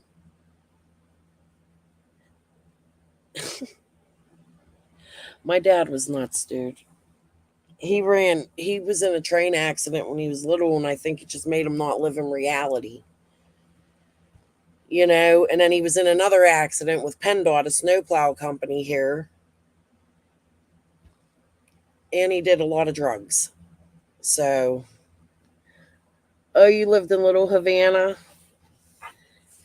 Yeah, it's so beautiful there. I have a sister that grew up over in Hialeah, Hollywood, over in that area. She's my dad's daughter. I lived as a child for a few years in Surfside, which is where that hotel with all them people, that hotel that fell down, not hotel, it's condominiums. Next to it used to be the Holiday Inn, and my dad worked there. And the last time my husband and I went down for a visit, because I go down and see family and, you know, but the last time my husband and I went down for a visit, we went for our honeymoon because we only been married since 2015. And I was so mad because they took the Holiday Inn out. It wasn't always a Holiday Inn. They changed it to this, what the hell was the name of it? It was a car hotel. Like they had cars you could go sit in, and it was cheap to stay there. And it was just, you know, where I always went when I was a kid because my dad worked there. We swam in the pool.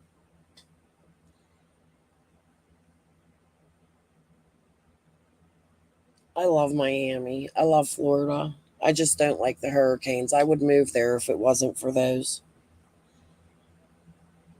Okay, what's going on? Kathy Bays. Yes. Green eyes.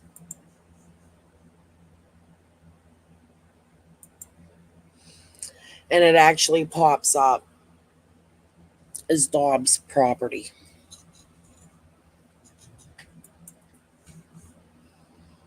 That's what I've been trying to say. And Fred disagreed with me.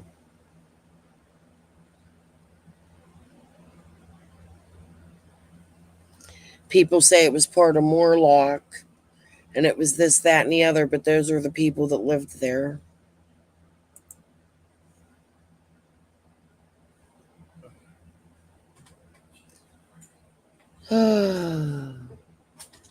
Okay, we could go back to 4 hours now. I doubled my time tonight. I can come live tomorrow night. I think my daughter-in-law doesn't work tomorrow night.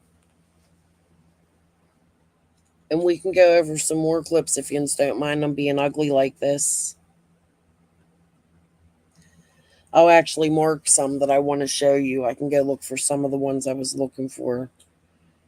I just wanted to come live tonight because Ziggy's over there. I was like trying to forget her today.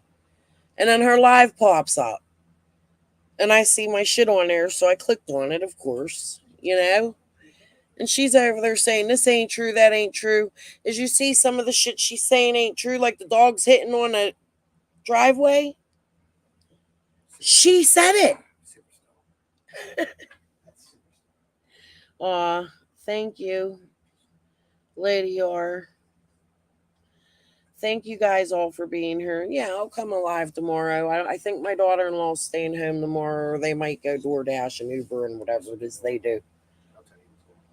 Oh, they left? Look, I'm babysitting and I didn't even know. My husband's such a great guy. All right, guys. Peace and love to you all.